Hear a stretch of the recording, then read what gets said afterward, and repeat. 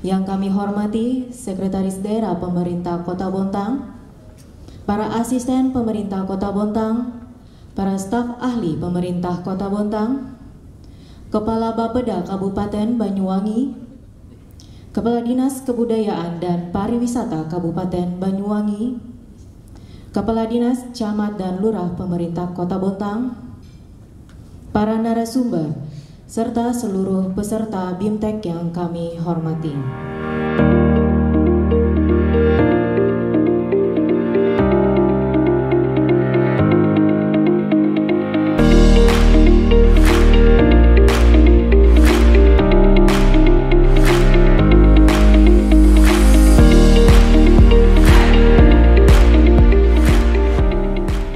Dasar hukum pelaksanaan kegiatan ini berdasarkan Undang-Undang Nomor 10 Tahun 2009 tentang Kepariwisataan, Peraturan Pemerintah Nomor 50 Tahun 2011 tentang Rencana Induk Pembangunan Kepariwisataan Nasional 2010-2025, Peraturan Daerah Nomor 5 Tahun 2011 tentang Rencana Pembangunan Jangka Panjang Daerah tahun 2005-2025 Kota Bontang, Peraturan Daerah Kota Bontang Nomor 5 Tahun 2011, terulang lagi, Peraturan Daerah Nomor 12 Tahun 2020 tentang Rencana Induk Pembangunan Kepariwisataan Kota Bontang tahun 2021-2025 dan DPA di Dispopar. Tujuan pelaksanaan ini, sahabat kami dari Banyuwangi, memang ini rencana aksi Bapak Wali Kota kami. Rencana aksi Bapak Wali Kota Bontang tentang pengembangan sumber daya manusia ASN Kota Bontang untuk mendukung Kota Bontang sebagai kota pariwisata yang hebat dan beradab. Ini cita-cita beliau. Yang kedua, misi pemerintah Kota Bontang, khususnya misi ketiga, Kota Bontang yang berdaya saing dan sejahtera melalui peningkatan kualitas sumber daya manusia. Yang ketiga, mewujudkan tata kelola pemerintahan yang baik dan atau peningkatan kapasitas keahlian khusus lainnya sesuai dengan kebutuhan daerah dan mengelola sektor unggulan dan pembangunan daerah sehingga dapat meningkatkan daya saing dan kemandirian. Selanjutnya, setiap organisasi perangkat daerah akan menjadi agent of truth, agen pariwisata bagi Kota Bontang sesuai dengan tugas dan tupoksi masing-masing. Nah, inilah yang selama ini yang buat pusing saya. Ini Pak Kadis, Pak Kaban, dan saya selalu bertanya ke Pak Bambang, apa maksudnya Pak Wali? Selalu mengatakan, hai Kepala Dispopar, bagaimana caranya menularkan kepada semua kepala OPD, camat dan lurah supaya mereka berpikir pariwisata. Nah, disinilah kami berkonsultasi sama Pak Bambang sebagai pendahulu kami dengan Pak Pelitbang, bagaimana caranya. Perintah Pak Wali, yang penting bagaimana seluruh kepala OPD. Nah, sehingga kami menerjemahkan, atas terjemahan itulah sehingga malam ini kami hadirkan di sini atas izin dan perintah Bapak Wali Kota. Tepuk tangan dong untuk Bapak Wali Kota.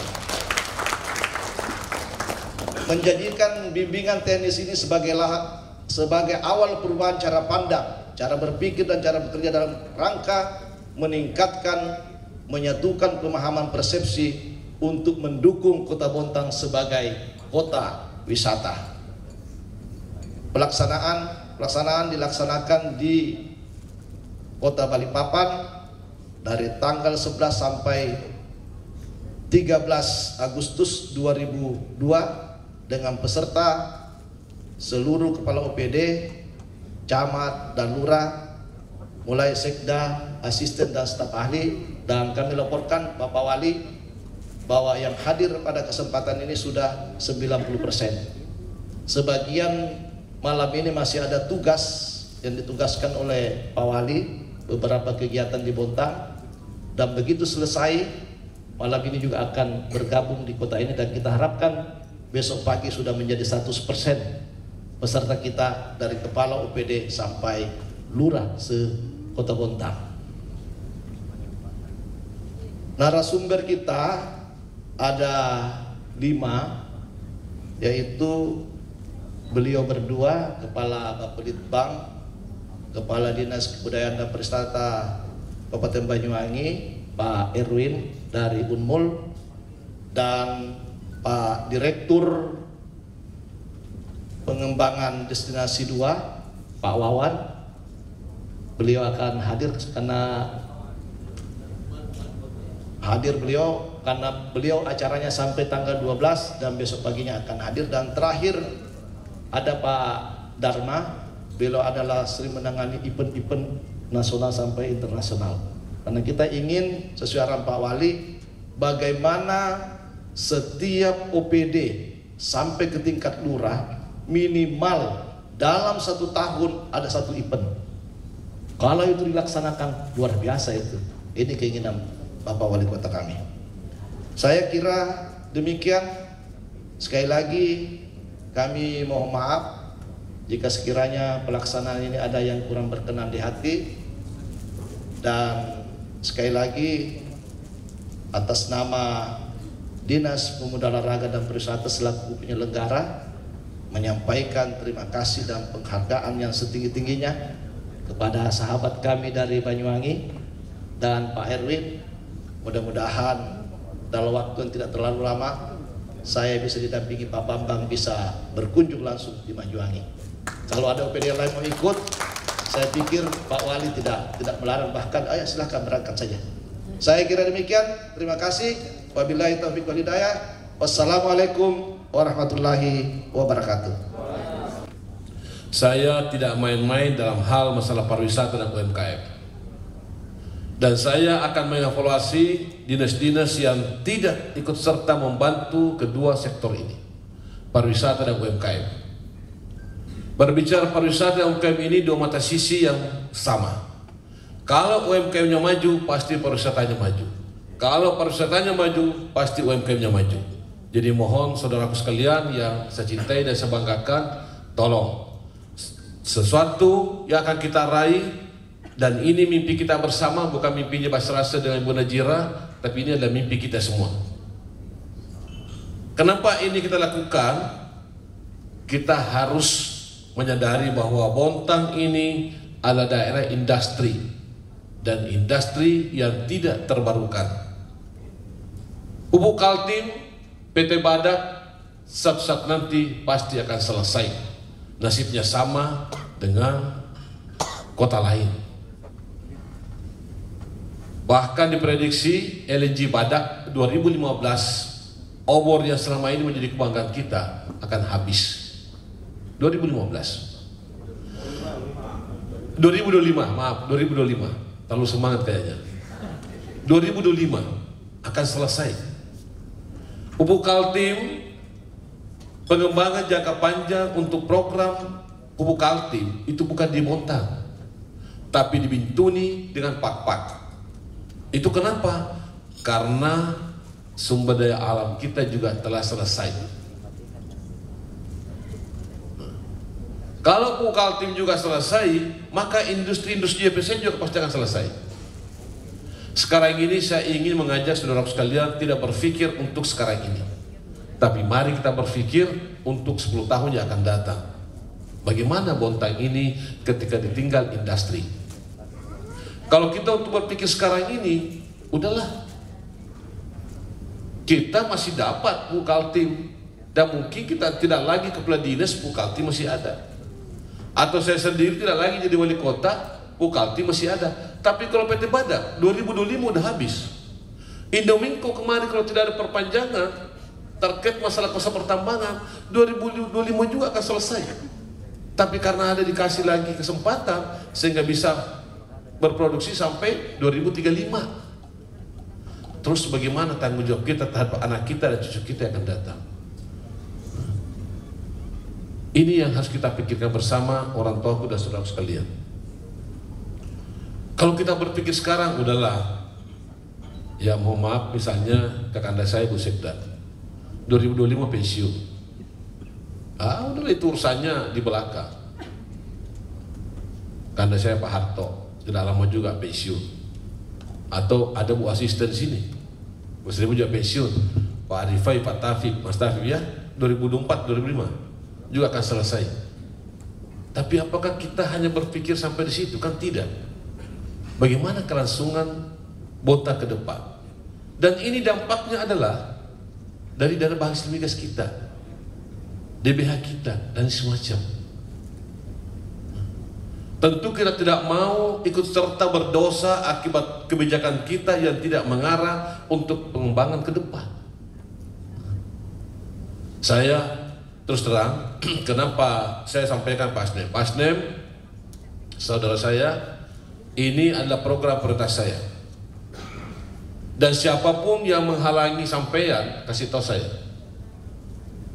Karena ini adalah salah satu program yang nantinya menjawab tantangan itu ketika industri itu tidak ada.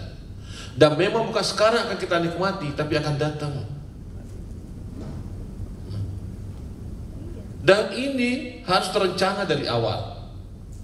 Nah, perencanaan itulah kita harus mendapatkan berbagai masukan agar sistematis, konstruktif, berkesinambungan, berkelanjutan, dan tentu berestetika.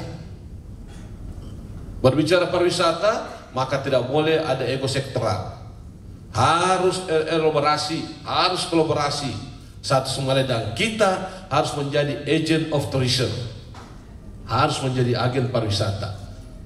Saya banyak belajar dari Banyuwangi. Ini sahabat saya Pak Bra dan Pak Ya ini akan mengupas semuanya. Dan saya bilang, sampaikan yang sejelek-jeleknya untuk kami, agar kami bisa mengevaluasi dan mencari solusi agar ke depan benar-benar Bontang bisa menjadi kota tujuan di Kalimantan Timur ini. Apalagi Kalimantan Timur menjadi IKN, Ibu Kota Nusantara. Di situ ada tantangan dan di situ ada peluang untuk menjadikan Bontang ini menjadi tempat peristirahatan bagi teman-teman yang mungkin sibuk dengan aktivitasnya di ibu kota negara. Kita lihat Jakarta dengan kesehariannya. Mereka kalau weekend macetnya minta ampun ke Bandung atau Bogor atau ke Ciamis, Ciater dan semacam. Betul kan Mas Bambang? Selalu macet ke Bogor toh? Iya. Ya, kalau hafal Mas Bambang sering macet ke Bogor itu. Kalau Pak Sudi biasanya ke teater ya. Ini yang harus kita pikir bersama saudara sekalian. Jadi dan ini bukan semua, bukan mustahil. Bisa kalau kita semua. Dulu Pak Bram nampaknya nyampe sama saya, Mas Basri, di Banyuwangi ini dulu dikenal sebagai kota santet, dan saya rasakan itu. Saya dulu sama Mas Eko, waktu masih zamannya almarhum Pak Asmudin, kami berangkat ke Banyuwangi. Waktu itu bom Bali. Kami itu tidur di hotel Belambangan ya Mas Eko, hotel Belambangan. Hotel Belambangan itu dulu hotel yang paling terbesar dan termegah di Banyuwangi di tahun itu. Jadi sampai ke Pak Asnem itu benar, dan saya sampaikan sama Pak Asnem, Pak Asnem, tugasmu di pariwisata sungguh berat, tapi saya kira percaya dengan kekuatan kemampuan yang kau miliki pasti mampu. Saya bilang, Mas Heri, Mas Heru kalau keluar ke Malang dia harus ngomong, siapapun ditemui harus menjadi duta di Bontang ini, ada ini dan itu. Adik-adik Luren juga kalau kemanapun berada harus menyampaikan pesan-pesan pariwisata untuk Bontang. Di Banyuwangi itu yang dilakukan. Bahkan seluruh anggota DPRD-nya pun kalau dinas kemana-mana mereka mempromosikan tentang Banyuwangi. Di Bontang juga kita seperti itu. Dan harus kita menyiapkan tentang profil kota Bontang dan pariwisatanya, termasuk UMKM-nya. Jadi tidak perlu semua teman-teman mengeksplor kekuatan-kekuatan pariwisata yang ada di kota Bontang. Ada sebuah tempat di Banyuwangi, semua dibangun itu setahun, tapi semua adalah koordinasi dan kolaborasi seluruh instansi yang terkait. Ada yang bangun jalannya, ada yang bangun stadion olahraganya, ada yang bangun resortnya, ada yang bangun itu dan jadi. Di kemudian hari saya kepingin juga demikian. Di Beras Basah kita kumpul semua OPD, bangun satu KPD satu resort, bangun KPD satu resort. Nah, tapi semuanya sudah terencana, ada gambar, kita pakai gambar. Siapa yang bangun ini, siapa yang bangun, kolaborasi. Kalau tidak, yakinlah nggak bisa. Harus kolaborasi. Nggak boleh lagi ego di antara kita, nggak boleh lagi ego. Bukan lagi waktunya sekarang harus kita ego. Harus benar-benar kita bersatu. Gak bisa tidak. Kalau saya hanya ingin benar-benar Bontang ini akan rame, Bontang ini maju, kota ini kota yang berkelanjutan. Itu keinginan saya. Dan saya tidak pikir masalah politik itu. Saya nggak pikir. Pikir itu sekarang ini bagi saya itu yang kesekian kalinya, itu kalinya. Buktinya waktu saya habiskan di pemerintahannya. Jarang saya ke PKB. Kadang 3 bulan, 4 bulan sekali belum tentu saya ke PKB. Dan saya fokuskan untuk di pemerintahan ini. Sengaja kita kumpulkan semua di sini. Saya ingin membangun kebersamaan. Saya ingin di sini membangun keluargaan satu sama lain.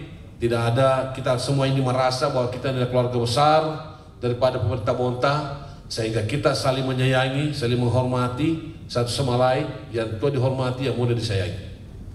Termasuk saya. Saya pun juga kalau ada keliru ditegur, teguran saya enggak. Sebagai bentuk persaudaraan kita saling mengingatkan satu sama lain.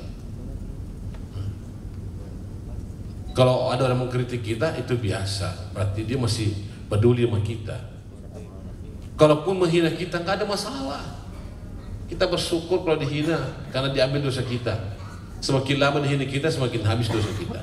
Nggak ada masalah bagi kita. Toh juga tidak kurang dari kita satu. Dihina kita tidak hilang juga kita satu. Nggak ada masalah. Malah itu jadikan semangat spirit bagi kita untuk lebih giat untuk bekerja. Bapak Ibu sekalian yang saya hormati dan saya banggakan, sekali lagi saya dan Bu Najira kita tidak main-main dalam hal ini, program ini harus benar-benar. Makanya seluruh stakeholder dalam hal pariwisata kita beri ruang untuk ikut membantu, memberikan solusi, memberikan inovasi dan lain semacam. Dan makanya saya katakan kalau ada OPD kita yang bikin kegiatan jangan yang lokal-lokal, karena lokal itu tidak begitu berdampak terhadap perekonomian kita. Tapi bikinlah event yang skala regional minimal, kalau perlu skala nasional, supaya mereka datang ke Bontang, mereka tidur di hotel, makan di warung, sewa mobil dan lain semacam. Ya kalau lokal, aduh, nggak ada, capek aja. Makan di rumahnya, pakai motornya sendiri, pulang makan lagi di rumahnya, nggak ada di hotel, kan orang lokal semua. Dulu kegiatan di Bojuwangi sifatnya lokal juga, tapi sekarang sudah menjadi event nasional, kalender nasional. Nah kita juga berusaha begitu. Kemarin Pak Asdem dan saya sudah sampaikan kepada Pak Wawan dan ada mitranya kemarin siap untuk bantu kita Aerobelas Benua untuk menjadi kalender nasional. Supaya apa? Mereka berdatangan ke kita. Perlu luar negeri datang ke Bontang. Makanya perlu kita ke depan bagaimana membangun kerjasama dengan Banyuwangi dalam hal sister city supaya kalender internasional Banyuwangi bisa juga dijadikan dibantu Bontang ini promosikan dan juga menjadi kalender internasional. Sekira demikian, mohon maaf atas segala kekurangan, karena kelebihan semata-mata milik Allah, dan mudah-mudahan Bapak sekalian sampai 3 hari nanti penutupan kita terus semangat, karena dengan yang ikhlas untuk membangun kota Bontang yang benar-benar kota yang berkelanjutan, kota benar-benar menjadi kota destinasi wisata dan juga menjadi sentra UMKM. Dengan bersama-sama mengucapkan Bismillahirrahmanirrahim, maka pelatihan Sabta Pesona dan penyusunan peta wisata pemerintah Kota Bontang saya nyatakan dibuka secara resmi. Sekian dan terima kasih. Lebih maaf. Wallahul muwaffiq ila aqwamit thoriq. Wassalamualaikum warahmatullahi wabarakatuh. Teman sekalian, saya merinding ketika Pak Wali Kota menyatakan tadi bahwa kita harus memikirkan jauh ke depan. Saya merinding dengarnya itu. Beliau masa kerjaan sudah 5 tahun dipotong 1,5 tahun dan 1,5 tahun masih mikirin ke depan. Bapak Ibu beruntung punya Wali Kota seperti beliau. Sekarang tinggal bagaimana kita semua bergerak bersama-sama mewujudkan visi-visi beliau. Yang pertama adalah bahwa saya sudah browsing tadi tentang kondisi di Bontang dan Bapak Ibu termasuk beruntung. Jadi saya sampaikan bagaimana kami 10-11 tahun yang lalu di Banyuwangi. Ada kelemahan pokok dasar ASN, PNS di Pemda se-Indonesia. Pokok dasarnya 4 ini kelemahan. Harus kita akui dan harus kita perbaiki. Yang pertama apa? Kita mengabaikan data. Data kita selalu sama dengan tahun lalu ditambah 5%, tambah 10%. Tidak pernah ada perubahan data kecuali kita validasi sendiri. Datanya hanya kira-kira. Maka di Banyuwangi berubah karena semua by data. Saya menggunakan udeng hari ini bukan tanpa cerita, tapi karena 37% survei orang Banyuwangi suka kalau birokrasi pakai udeng dan kopiah warna merah, kopiah warna hitam. Bajunya baju putih dan hitam disukai orang Banyuwangi bagi birokrasi di Banyuwangi. Jadi semua kebijakan yang kita lakukan harus by data, bukan kiro-kiro, bukan angan-angan, bukan keinginan. Itu yang pertama. Yang kedua, semua perangkat daerah selalu berpikir anggaranku piro, anggaran saya berapa. Itu adalah penyakit. Memikirkan anggaran saya berapa, minta pagu, itu penyakit birokrasi Indonesia. Yang ketiga, ketika punya anggaran, targetnya apa? Tidak jelas. Targetnya peningkatan kualitas SDM di Kota Bontang seperti apa kan? Meningkatnya tidak jelas, tidak terkuantifikasi dengan jelas. Yang keempat, ketika anggaran selesai dibelanjakan di tahun anggaran, SPJ selesai, diperiksa inspektorat tidak ada masalah, BPK tahun berikutnya tidak ada masalah, WTP itu dianggap selesai. Ini juga penyakit keempat birokrasi. Kalau Bapak Ibu mau bergerak bersama-sama, insya Allah ini bisa kita ubah kalau kita mau. Tapi saya yakin dengan komitmen Pak Wali Kota, mestinya Bapak Ibu bisa. Yang pertama terkait data. Hafalkan semua data yang dimiliki oleh SKPD masing-masing. Bahkan data pribadi. Saya apa data pribadi saya? Lingkar kepala saya, songkok saya nomor 8. Pinggang saya 93 cm, sepatu saya 42. Jadi saya ke mall, masuk langsung ambil, saya pakai pasti pas. Saya tidak perlu mencoba baju 2-3 kali. Ini kecepatan orang yang memahami, menghafalkan data masing-masing. Demikian juga kalau itu hafal datanya masing-masing. Dinas pendidikan, data murid hafal. Dinas PU, data panjang jalan hafal. Dinas sosial, data orang miskin hafal. Ini harus pertama dilakukan adalah peduli pada data. Yakini validitas dan realitasnya. Yang kedua, jangan berpikir meminta-minta anggaran, tapi buat program, sampaikan Pak Wali Kota, baru kemudian berpikir berapa dibutuhkan anggaran untuk target tertentu. Tentu targetnya dikuantifikasi atau diangkakan. Pak Bram ini targetnya kuantifikasi semua. Apa target dari Bapak Bram? Tahun ini kebetulan tahun ini kita rebon itu melenting. Jadi yang semua targetnya belanja wisatawan 400 miliar, saya target 1 triliun untuk tahun ini Pak Bram, belanja wisatawan. Length of stay tetap 3 hari 2 malam, tidak saya tambahin. Jadi Pak Bram ini di akhir tahun kami survei Bapak Bram, apakah terpenuhi targetnya Pak Bram atau tidak? Kalau tidak, insya Allah wassalam Pak Bram. Karena begitu. Sama, semua perangkat daerah harus mempunyai target kinerja yang terkuantifikasi dengan angka-angka yang jelas dan detail. Caranya bagaimana? Yang pertama tentu Pak Wali Kota dipaksa dalam tanda petik. Kami dulu juga dipaksa. Apa? Semua DPA harus punya output kinerja 2. Jadi 1 kali belanja harus 2 output. Caranya bagaimana? Misalnya PU, panjang jalan di Bontang misalnya kira-kira 100 km atau 200 km, 300 km lah. Harus target Pak Wali Kota. Jalan mulus tanpa lubang 1 tahun minimal 30%. Itu kan Pak Wali Kota. Kalau di Banyuwangi target minimal jalan di Banyuwangi itu luas panjang jalannya 3.150 km panjang jalan di Banyuwangi. Bayangkan panjang jalan segitu panjang. Itu kami target kondisi bagus 30%. Tetapi yang 510 km harus halus mulus tanpa pasir dan tanpa debu. Kenapa? Karena dipakai Pak Bram sama Dispora untuk balap sepeda internasional setiap tahun. Standar UCI, lembaga internasional itu, jalan harus mulus-mulus, tidak boleh ada gundukan, tidak boleh ada pasir yang melengket di jalan sehingga orang pebalap sepeda bisa jatuh. Itu 550 sampai 600 km setiap tahun harus halus mulus. Maka di DPA-nya PU harus fokus yang pertama jalan halus mulus sepanjang 560 km untuk balap sepeda.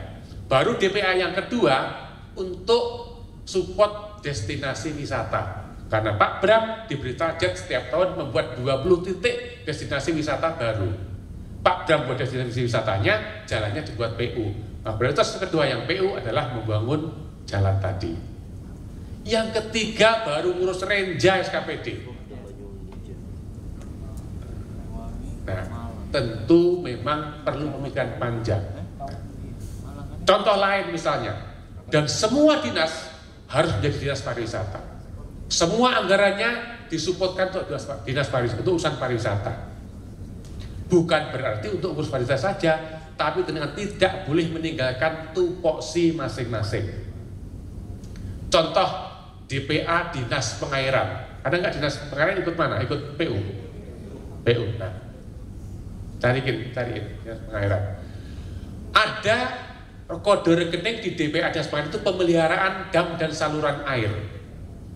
Biasanya dicat warna putih, warna hitam, warna semen supaya dam saluran itu awet. Tapi di Banyuwangi saya wajibkan di rincian DPA-nya wajib warna pelangi. Targetnya adalah meter persegi yang dipelihara oleh Dinas Pengairan. Maka hasilnya kok lambat slide-nya. Browsing-nya ada. Maka hasilnya adalah destinasi wisata baru yang dibangun oleh Dinas Pengairan seperti ini. Ini dari DPA-nya Dinas Pengairan. Kode rekeningnya pemeliharaan dam dan saluran air. Tetapi ini menjadi outputnya Pak Bram, Dinas Pariwisata. Nambah 1 titik destinasi wisata baru. Saya pikir ini jelas banget. Bisa banget dilaksanakan. Anggarannya Dinas Pengairan untuk pemeliharaan dam dan saluran air, tapi menambah 1 titik destinasi wisata baru yang menjadi targetnya Pak Bram.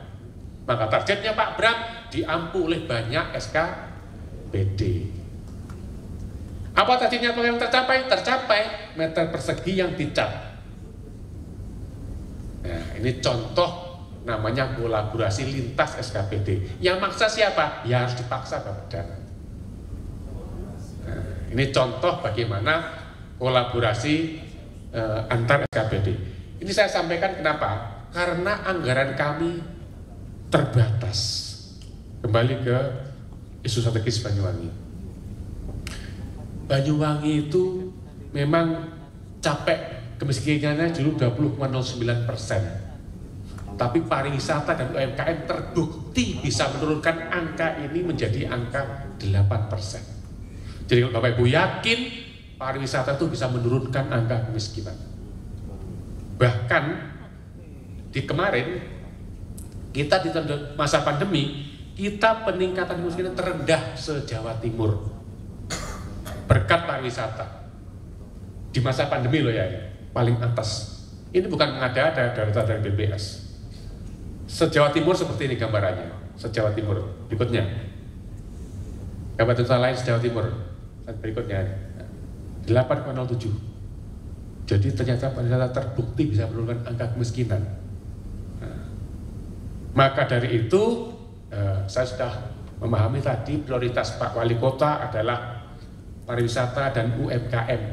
Mirip dengan Banyuwangi. Banyuwangi ada 3 kalau unggulannya, pertanian, pariwisata dan UMKM itu di Banyuwangi. Nah, kalau Banyuwangi ada 3, kalau Bontang hanya 2, pariwisata dan UMKM.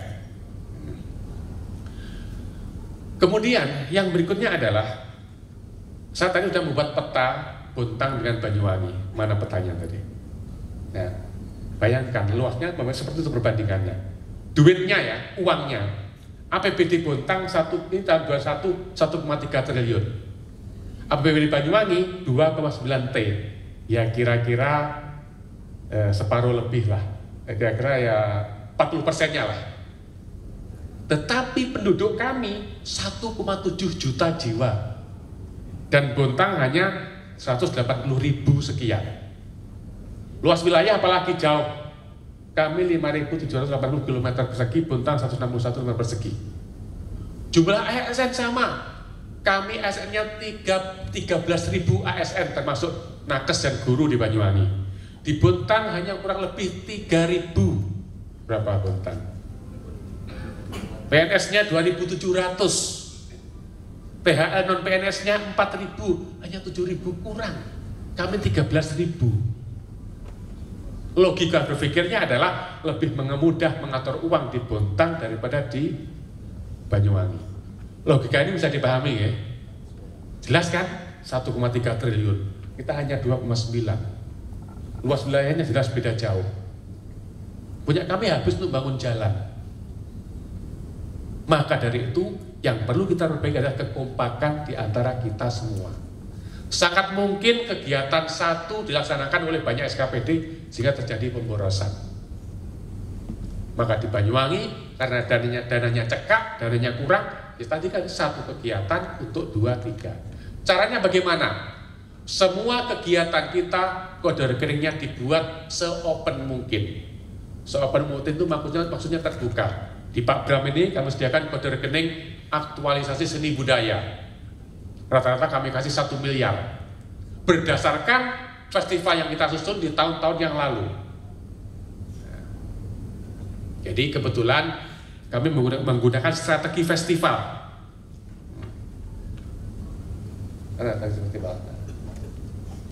Inilah strategi kami di masa lalu sejak tahun 2012. Terus berlanjut. Ini strategi untuk mengkonsolidasi birokrasi agar menyatu. Tetapi anggarannya ini tidak hanya di Dinas Pariwisata, tersebar di semua SKPD, di semua perangkat daerah. Maka jadilah tagline kami, semua dinas adalah dinas pariwisata. Tapi bukan berarti mengurus pariwisata hanya mendapat tugas tambahan sebagai dinas pariwisata. Maksudnya apa? Kalau saya misalnya Bapeda apa yang hubungannya dengan pariwisata? Ya ada, bisa menjadi koordinator salah satu BIFES, boleh.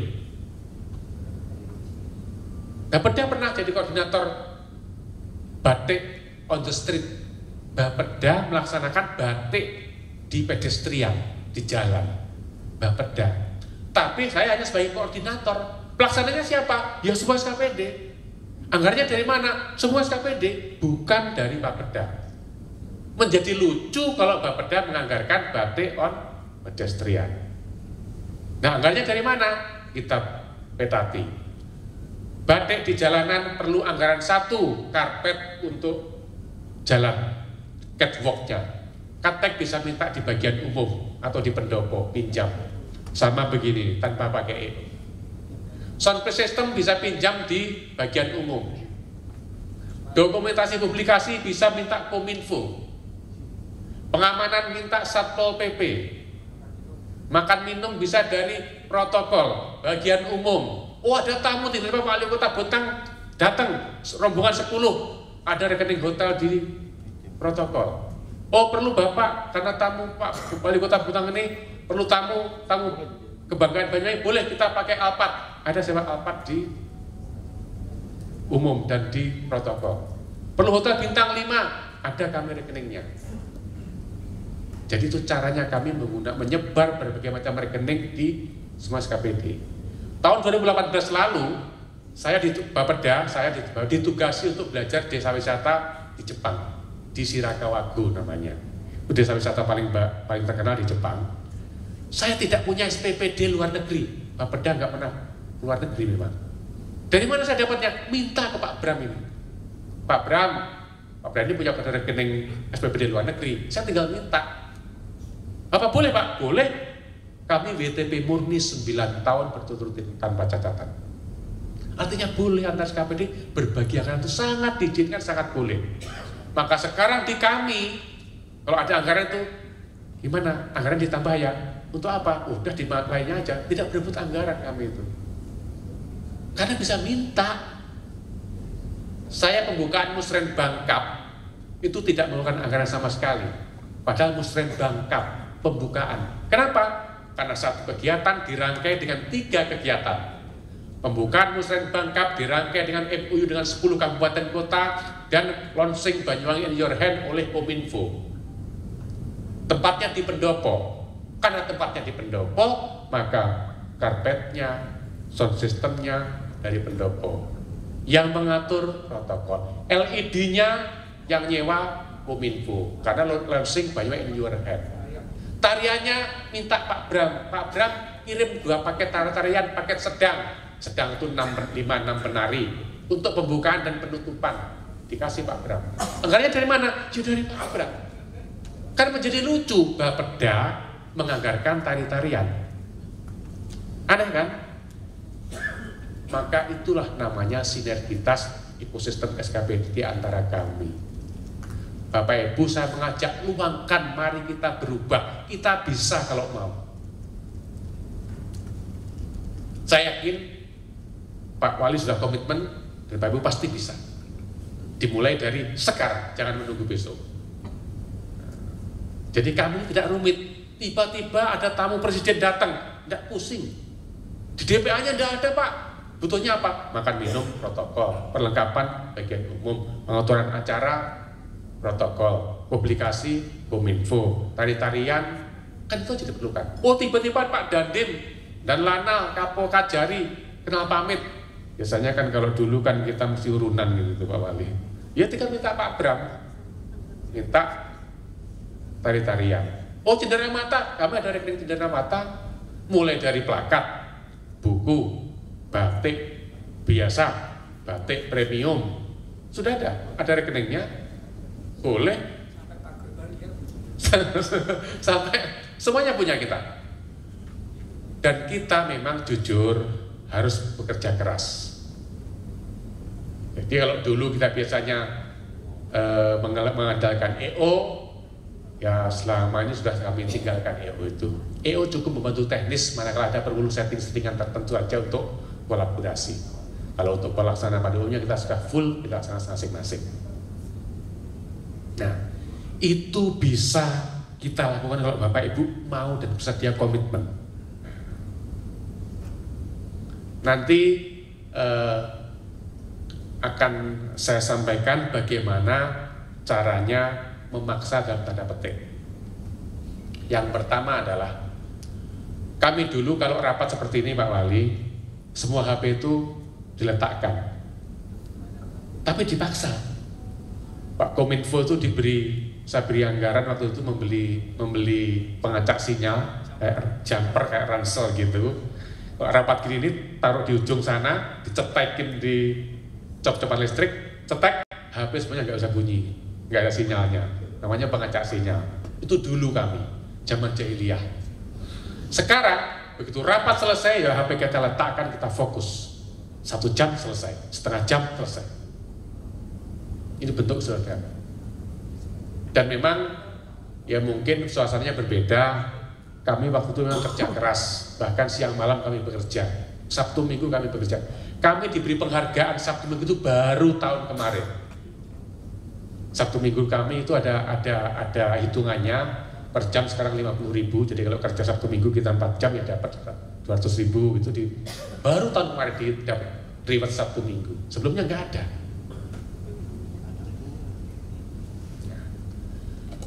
Pak, tapi ada teman-teman kita yang susah diajak kerjasama. Level keduanya sama.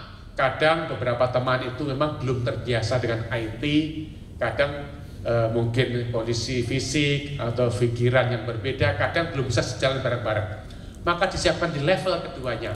Kalau dinas ya sekretaris dinas, kalau camat ya sekcam, kalau lurah ya sekretaris kelurahan. Level keduanya yang jadikan backup. Jadi kalau yang kepala SKPD-nya sibuk, ya bawahnya yang handle. Ini cara kami menggerakkan semua perangkat daerah di Kabupaten Banyuwangi. Nah, kembali ke isu strategis tadi, yang 234. Pariwisata dan UMKM itu saya sepakat. Kalau mau dikawinkan, kalau kami memang dengan pertanian, karena memang kami lumbung pangan di Jawa Timur bersama-sama dengan Jember.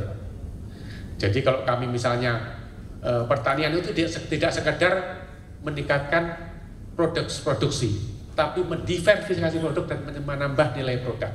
Maka lahirlah di kami namanya Festival Padi. Festival Padi itu adalah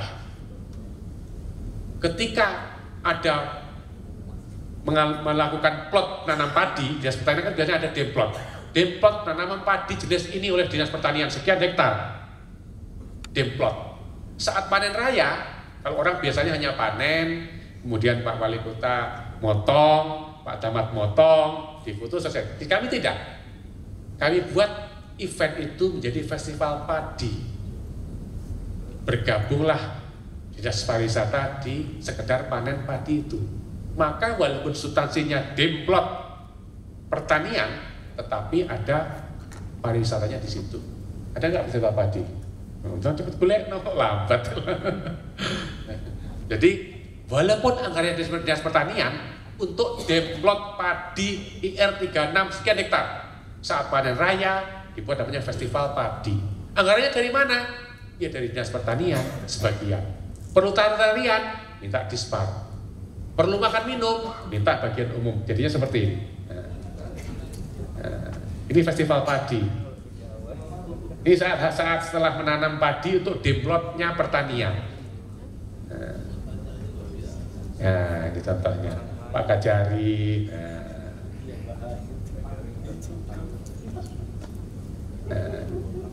Di kiri kanannya dikasih ini, biar agak indah-indah.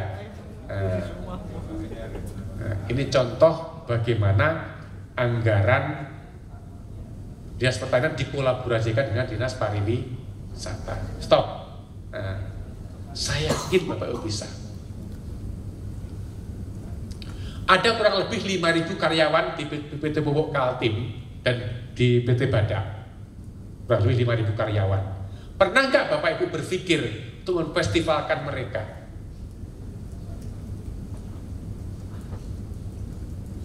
Kamu sudah ada tambang emas di Banyuwangi, ada paket wisata, edukasi untuk anak-anak masuk ke tambang emas.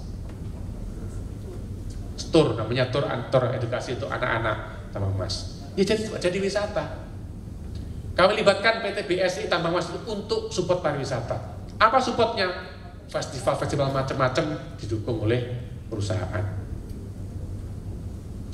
Pernah nggak Bapak Ibu berpikir keluarga-keluarganya karyawan PT Badak dan PT Pupuk Kaltim itu datang di Kaltim mengunjungi suaminya, bekerja di sana, kemudian kita beri tampilan agar mereka datang? Pernah berpikir nggak seperti itu? Supaya uang mereka tidak dibawa lari ke Jawa, supaya dihabiskan di Bontang dan sekitarnya, menggerakkan ekonomi lokal. Kalau kita tidak berpikir, ya uangnya dikirim ke Jawa semua. Uang dari Kalimantan dibawa ke Jawa semua, tidak yang diputar di Bontang dan sekitarnya. Kami hari ini sedang membangun sekolah internasional di Banyuwangi dan rumah sakit standar internasional untuk mengakomodir tenaga-tenaga ahli di tambang emas kami untuk mengajak keluarganya di Banyuwangi. Bayangkan kalau ada kurang lebih ada 3.000 karyawan di pabrik tambang emas di Banyuwangi, kemudian sepertiganya saja stay di Banyuwangi, rumah di Banyuwangi, sekolah di Banyuwangi, perawatan kesehatan di Banyuwangi, berapa uang beredar di kamu? Ini contoh bagaimana menahan agar uang kita tidak keluar daerah. Ini yang perlu kita pikirkan. Contoh, ini yang kami lakukan di Banyuwangi. Yang berikutnya, konsolidasi birokrasi. Ini adalah contoh bagaimana bupati kami mengkonsolidasikan semua birokrasi, tidak peduli tempatnya. Yang paling kiri ini adalah waktu itu ketika Pak Bupati di Azerbaijan. Kita di kantor dikumpulkan dan Pak Bupati waktu itu Pak Anas mengatakan, saya sedang di Azerbaijan yang mempunyai mall pelayanan publik terbaik di dunia. 4 hari lagi saya pulang ke Banyuwangi sambil video call itu, dan saya ingin nanti pulang di Banyuwangi sudah ada seperti ini. Kami gemetar semua di Banyuwangi, bingung mau melakukan seperti apa. Untung kami masih punya pikiran jernih, berkumpul dipimpin oleh Pak Sekda, berbagi tugas. Kami punya gedung masih kotor, dibersihkan. Pak Bram ini nyumbang AC besar ya. AC besar itu dari kantornya diambil ditaruh di situ. Saya punya mebeler sama payung outdoor itu untuk Pak Tunggu. Semua laptop kirim satu-satu ke mall pelayanan publik yang baru. Kurang lebih 10 hari selesailah mall pelayanan publik di Banyuwangi seperti itu. 10 hari. Ya belum sempurna ya. Anggarannya dari mana? Barang-barang semua dari SKPD. Boleh. Nanti semua barang tadi di sistem manajemen barang kami dipinjam pakaikan kepada DPM-PTSP yang mengelola mall dan publik. Makanya ini kursinya beda-beda, ada yang merah, kuning, hijau, itu kan sumbangan dari perangkat daerah.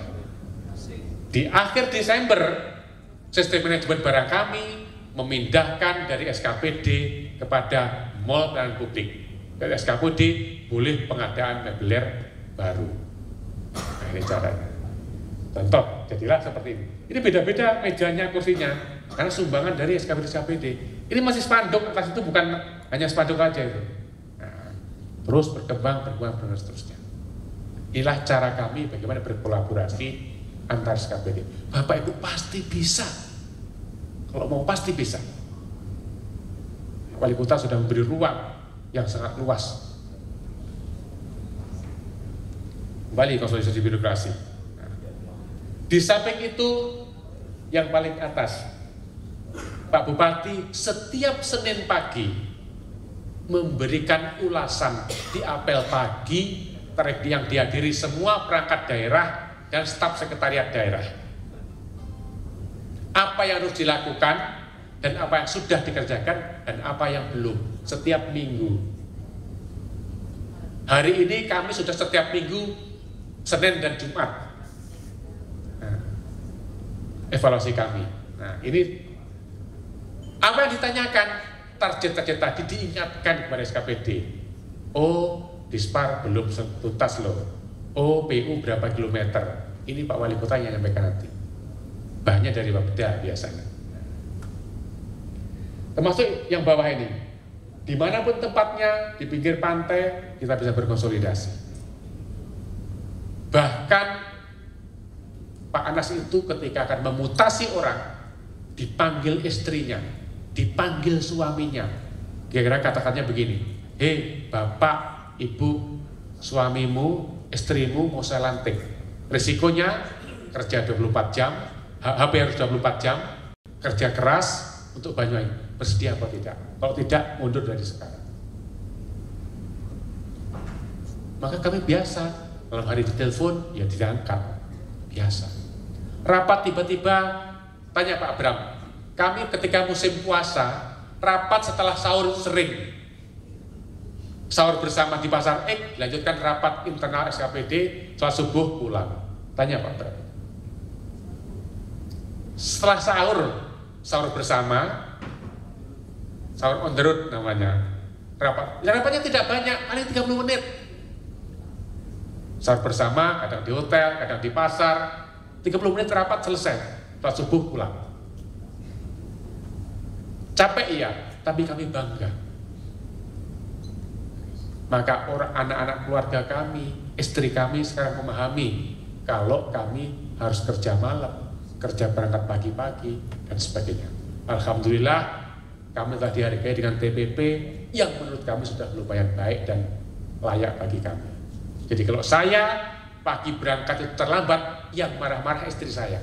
Kenapa? Takut TPP-nya terpotong. Gitu. Kalau malam hari rapat, jam 8 malam di Hotel Grand Jatra misalnya, jam 8 malam, HP tidak bisa dihubungi. Jam 12 malam tidak bisa dihubungi. Kira-kira Nyonya dan suami Dono marah nggak? Marah kalau tidak dikomunikasikan. Nah tadi dikomunikasikan di kami itu, HP harus siap. Kenapa? Karena HP-nya di jumper tadi. Sudah tahu nyonya kami, saling tanyanya antar daerah wanita ada berhubungan. Oh gak kira dia boleh sama-sama, oh ya sudah. Nanti lagi di rapat. Itu contoh kami di Banyuwangi. Saking kerasnya waktu itu. Tapi ini cara-cara jahiliyah Pak Wali. Ya saya harus gitu, saya yakin teman-teman bisa, kayak begitu. Tidak harus seperti itu, saya yakin teman-teman bisa.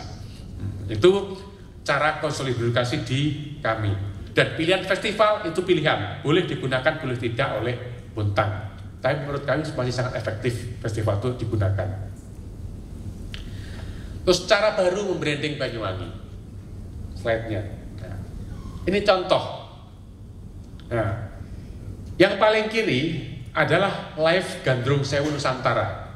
Ini pesertanya mulai dari Ikatan Keluarga Banyuwangi di Hong Kong, Taiwan, Malaysia, Jakarta, Kalimantan, Sumatera, termasuk sini. Makanya sore tadi kita konsolidasi dengan Pak Bram. Ketemu Ikatan Keluarga Banyuwangi di Bontang, Samarinda, dan mana tadi? Balikpapan tadi sore. Kita tadi konsolidasi. Itu memelihara konstituen kami yang ada di luar Banyuwangi, yang menjadi corong-corong kami di luar Banyuwangi. Nah, ini waktu live Gandrung Sewu Nusantara ini saat pandemi. Karena tidak boleh rame-rame, kita live Gandrung Sewu Nusantara, menari 1000 penari di semua tempat, mulai di Hong Kong, Malaysia, Taiwan, Singapura, Kalimantan, Papua, bersama-sama menari seperti itu. Nah, targetnya apa? Targetnya yang di lingkari merah itu 28 viewer yang menonton minimal sekian ribu. Ini menjadi targetnya Kominfo. Ada Kominfo di sini?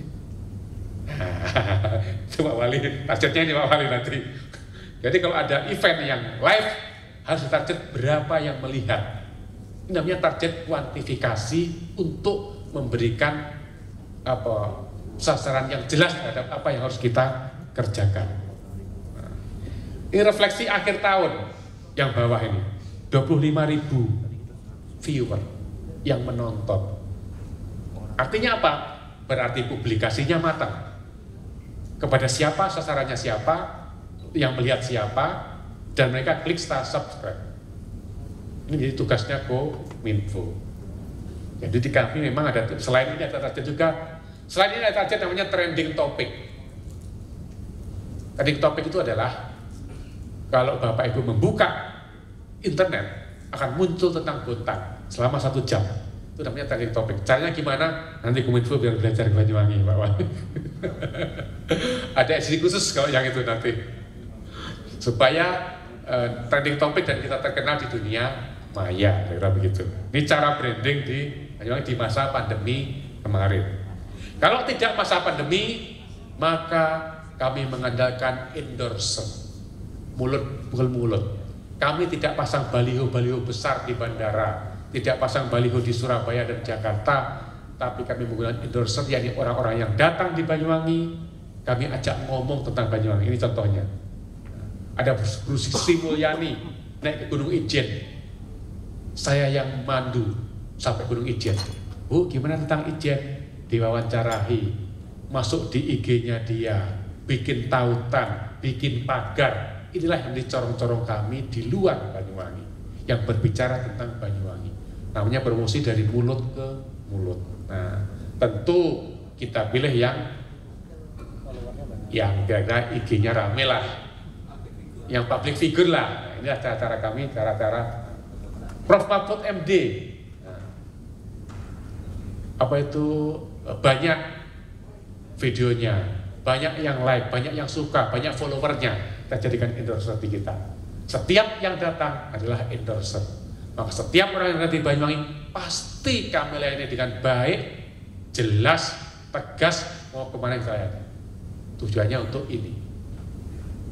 Nah, setiap yang datang adalah endorser. Kemudian diikuti supaya nyambung dengan UMKM, maka diikuti dengan kebijakan Bupati, kebijakan Wali Kota untuk melarang hotel bintang 3 ke bawah. Maka di Banyuwangi hotel bintang 3 ke bawah kita larang berdiri baru, kecuali yang lama. Yang lama tuh kalau kita kasihkan Ibis, Amaris, Zest di Banyuwangi, maka habis hotel-hotel lokal kami. Kasihan orang-orang lokal. Maka yang ada di kami adalah Santika, El Royal, Dialog, Aston. Nah, inilah yang Pilira. Ini yang bintang 3 ke atas, agar homestay kami tumbuh, agar hotel-hotel lokal bergerak, tidak ketinggalan. Karena sekali kita meninggalkan lokal, maka wisata kita akan habis. Jadi kunci pariwisata adalah melibatkan orang lokal, libatkan masyarakat kita, libatkan orang-orang kita dulu, baru orang luar. Nah, itu cara ini contohnya homestay. Sudah ada 560 homestay di Banyuwangi yang disertifikasi oleh Pak Bram, dan sudah ada 2.000 pengajuan homestay baru. Homestay adalah rumah yang ditempati oleh orang, ada induk semangnya yang menyewakan sebagian ruangannya kepada orang lain. Itu terus tumbuh. Dan sekarang sudah ada hotel asuh homestay. Jadi hotel mengasuh homestay agar pelayanannya setara dengan hotel. Diinisiasi oleh Dinas Pariwisata. Contoh. Jadi nyambung antara UMKM, usaha kecil menengah ini dengan pariwisata. Itu cara kami di Banyuwangi.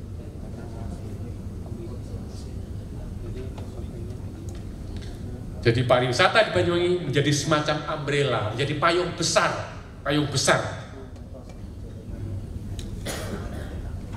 Oke. Ini maksudnya begini. Jadi, yang paling kiri 300 warung rakyat di Banyuwangi dapat sertifikasi COVID-19 UMKM. Kita sambungkan. Pertama yang kita jaga adalah UMKM agar tidak mati di masa pandemi. Yang mensertifikasi siapa? Bukan Dinas Kesehatan, semua SKPD. Saya juga jadi ketua tim kemarin. Karena saking banyaknya UMKM di kami. Semua SKPD jadi ketua tim, ketua regu sertifikasi. Caranya seperti apa? Pak Bram yang mengasih tahu kami. SOP-nya gini, semua sekolah SKPD dicek dulu hand sanitizer, penutup pembatas itu, kemudian jarak, kebersihan, sudah oke, ditempel sertifikat itu tanda tangan bupati. Nah, ini yang melaksanakan semua SKPD untuk support UMKM. Bapeda juga dapat tugas support UMKM. Di selain tupoksi juga membantu tugas pariwisata seperti dibentuknya hotel, destinasi, restoran, homestay. Nah, ini Pak Dinas Perikanan ini, ketua kelompok, salah satu ketua kelompok sertifikasi, bukan Dispar saja. Yang kiri itu apa itu? Satpol PP, oke, Satpol PP. Yang bawah itu camat. Nah, jadi semuanya diberi tugas mensertifikasi UMKM yang kita selamatkan dulu di masa pandemi. Alhamdulillah. UMKM kami bisa tumbuh karena ditambah juga waktu itu kami beri program namanya ongkos kirim gratis. Jadi UMKM kita jaga, terus kita beri subsidi ongkos kirim gratis untuk wilayah se-Indonesia. Maka di akhir pandemi jadi tak terlalu goyang, masih bisa bergerak di bawah payung pariwisata.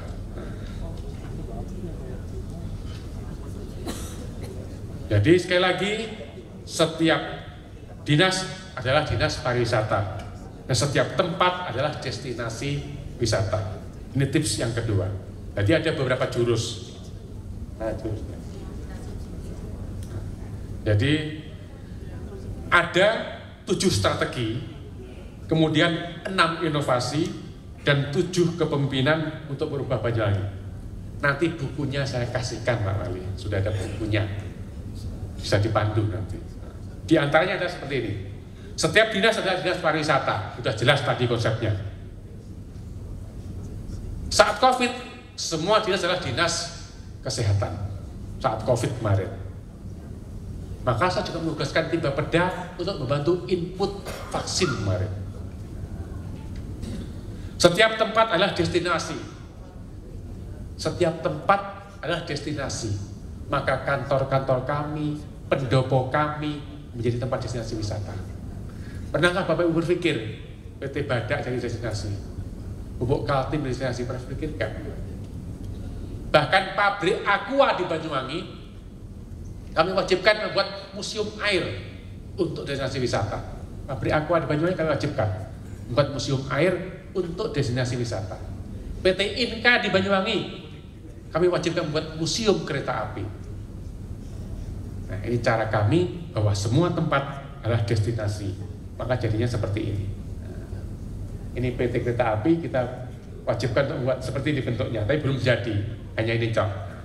Jadi walaupun pabrik Inka, pabrik gerbong kereta api, tapi ada tempat destinasi wisata yang layak untuk dikunjungi wisatawan. Ini seperti ini. Karena setiap tempat ada destinasi, maka apapun tempat itu brandinglah menjadi tempat wisata. Bisa sungai, bisa perempatan, bisa ruang terbuka hijau, dan macam-macam. Semakin misteri, semakin diminati.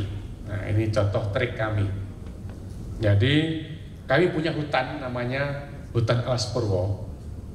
Dulu konon kata orang, setiap presiden pasti datang ke sini. Mulai dari Pak Karno sampai dengan terakhir, pasti datang ke sini, walaupun sembunyi-sembunyi. Dan di ujung kulon. Semakin misteri, semakin diminati. Jadi orang yang datang di sana kita branding untuk wisata. Maka lahirlah Green Run di sini, lahirlah duathlon di sini. Nah, untuk menarik perhatian orang.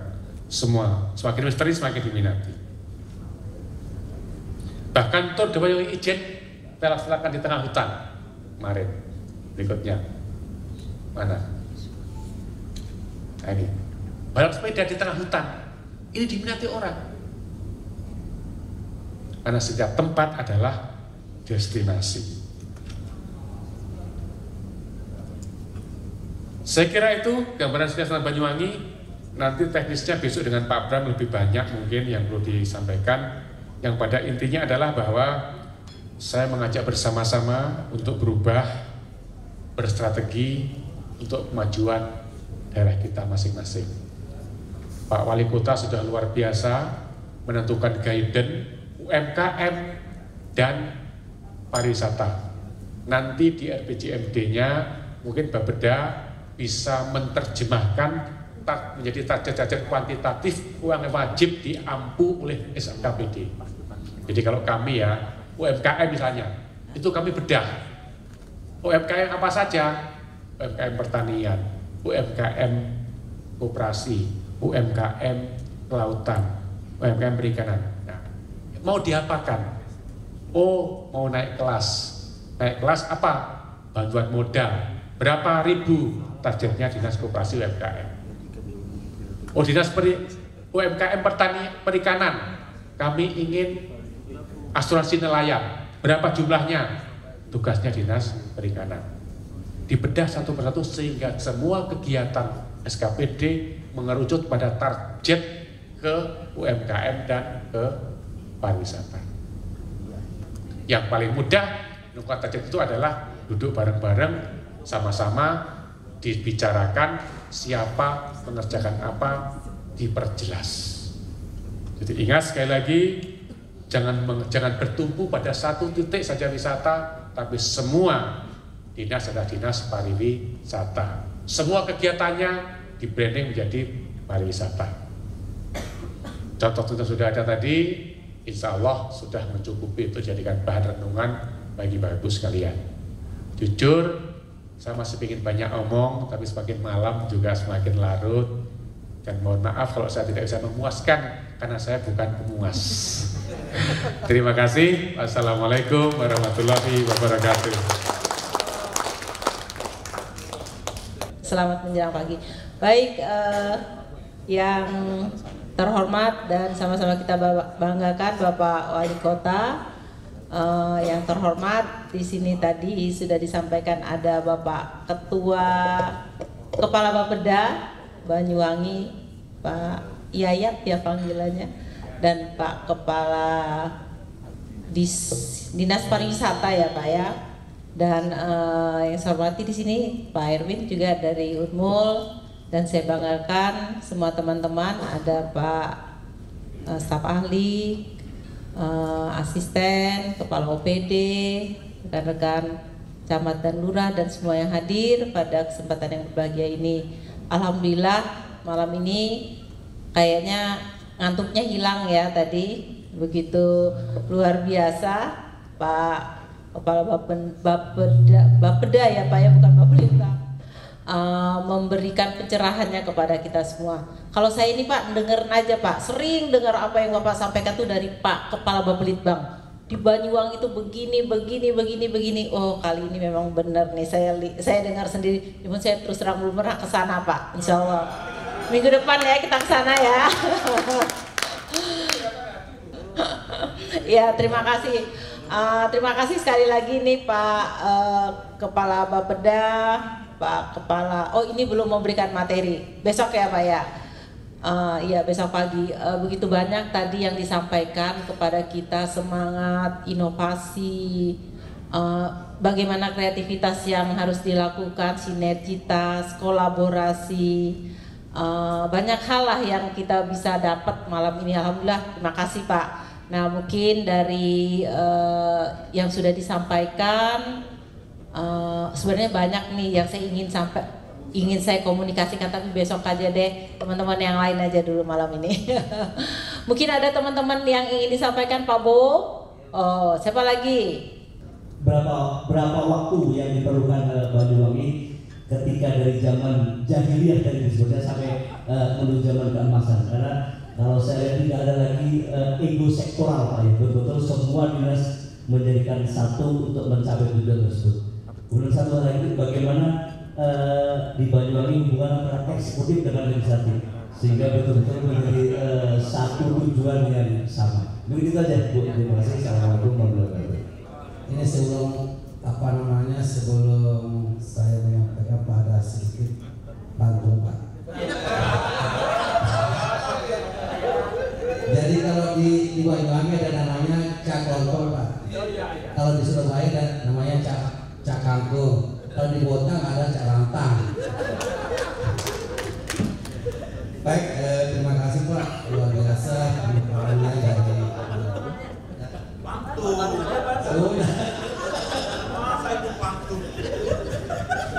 Pantun yang dilanjutkan. Ini kan kalau disampaikan semuanya nanti tidak seru besok. Ya. Cara nulis yang paling asik. Ya. Jadi luar biasa Pak tadi pemaparannya. Jadi saya sangat tertarik sekali. Kebetulan saya kepala dinas yang mengurus orang miskin Pak. Jadi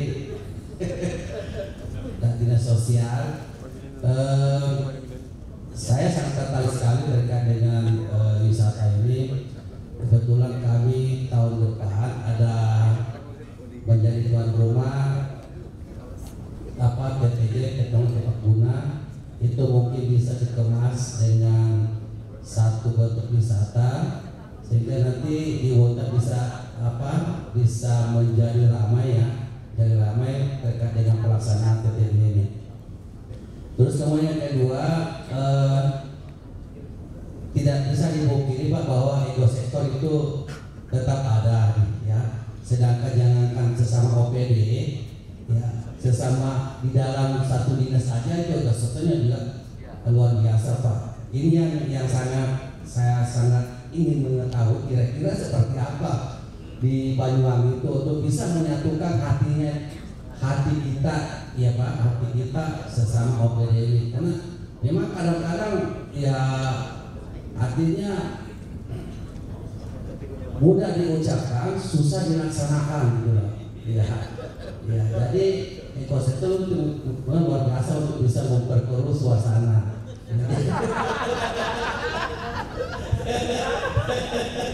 Ekosistem Pak ya. Jadi itu kira-kira dibayangkan saya lihat tadi luar biasa sudah ini yang menyatunya itu. Jadi iya sudah luar biasa di Banyuwangi menyatunya hatinya dari satu hati ke hati yang lain itu Pak. Jadi yang ketawa ya.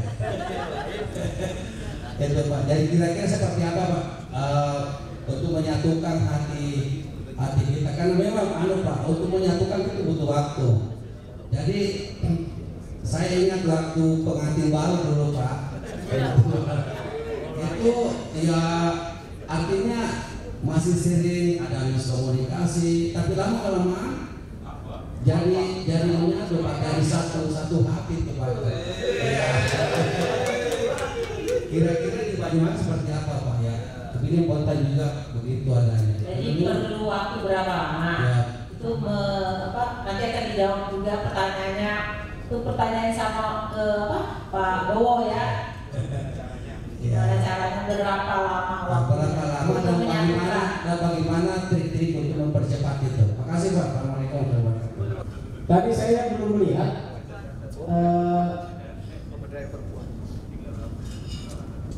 industri pariwisata itu yang dari sektor kelautan.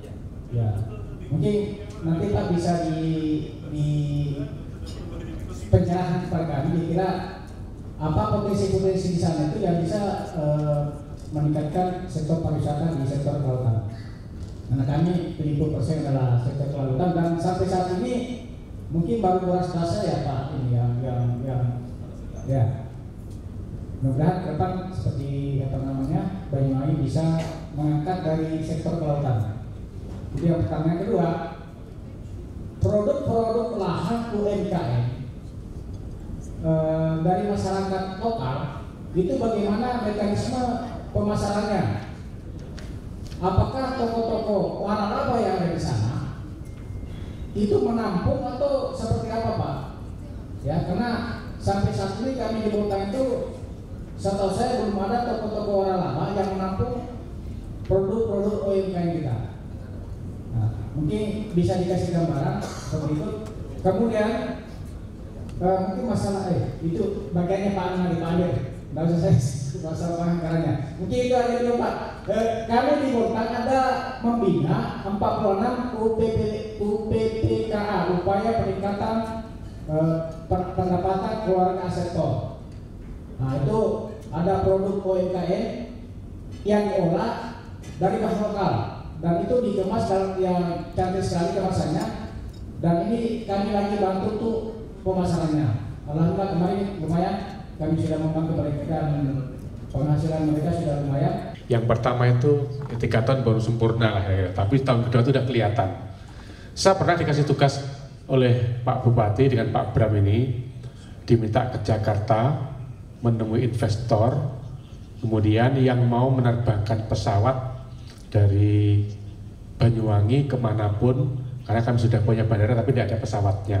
Beritanya begini, Pak Sekda dan 7 orang bla ke Jakarta cari pesawat yang multi-order landing di Banyuwangi tanpa subsidi dan jangan pulang kalau belum ketemu. Jadi targetnya gitu, jangan pulang kalau belum ketemu. Kami sampai 1 kamar itu berempat karena uangnya habis uang SPBD itu. Terus kemudian itu laki perempuan itu, jadi perempuannya 1, lakinya 3 Pak Bram ya, karena uangnya habis. Karena tidak boleh menginap di hotel yang ecek-ecek. Yang ditemui adalah investor yang punya pesawat terbang. Pak Bram ini tasnya KW, nggak boleh dibawa, sahabat. Tasnya kan tasnya KW dulu pernah coba, saya masih ingat, Pak Bram tasnya jangan dibawa nanti ya. Saya tahu kenapa nggak, karena tasnya KW waktu itu. Sampai segitunya kita detail. Akhirnya waktu itu ya intinya semua ASN harus diberi target kalau kerja. Kalau ada targetnya, insya Allah berhasil. Entah gimana caranya. Itu yang pertama. Yang kedua, sekaligus menjawab pertanyaannya Pak Kadinsos, di kami itu ego seksual itu pertama awalnya ya dipaksa, lama-lama terbiasa. Proses pembiasaan orang itu adalah lama-lama dibiasakan dulu, lama-lama terbiasa. Misalnya kita biasanya rapat HP di jumper pakai pengacak sinyal, lama-lama tidak dihidupkan pun ya kita sudah terbiasa. Itu contohnya. Atau kemudian misalnya kami sekarang sudah cross cutting. Cross cutting itu kami sudah lintas bidang kalau di internal. Kalau di SKPD lintas SKPD. Bahkan sudah level staff. Jadi saya hari ini menugaskan staf saya Bapeda itu di DPM PTSP. Jadi sudah cross cutting lintas bidang. Itu kami bisa. Jadi bisa pinjem pakai SDM lah seperti itu misalnya. Nah, caranya bagaimana? Ya memang harus dibiasakan, diberi target dan dibiasakan. Nah, pertama kita dulu untuk duduk sama rendah, berdiri sama tinggi itu kita diikutkan program namanya di ESQ di Ari Ginanjar di Jakarta. Setelah itu selesai, semua perangkat daerah dan istri wajib ikut program ahli perubahan Renal Kasali. Terus kita ikut program marketing Hermawan Kertajaya. Semua kita dijali oleh ilmu-ilmu perubahan, ilmu marketing, ilmu intinya tentang yang positif lah pokoknya. Itu yang menjadikan kami lebih cepat berubah waktu itu. Diberi wacana-wacana baru, kira-kira begitulah. Terus kemudian akhirnya muncul ide-ide baru yang tidak ada di benak kami waktu itu. Misalnya Dinsos, ada festival bedah rumah. Itu kan jelas membangun tupoksinya Dinsos, orang miskin dibedah rumahnya. Tapi anggarannya dari PU, tapi yang membranding Dinsos.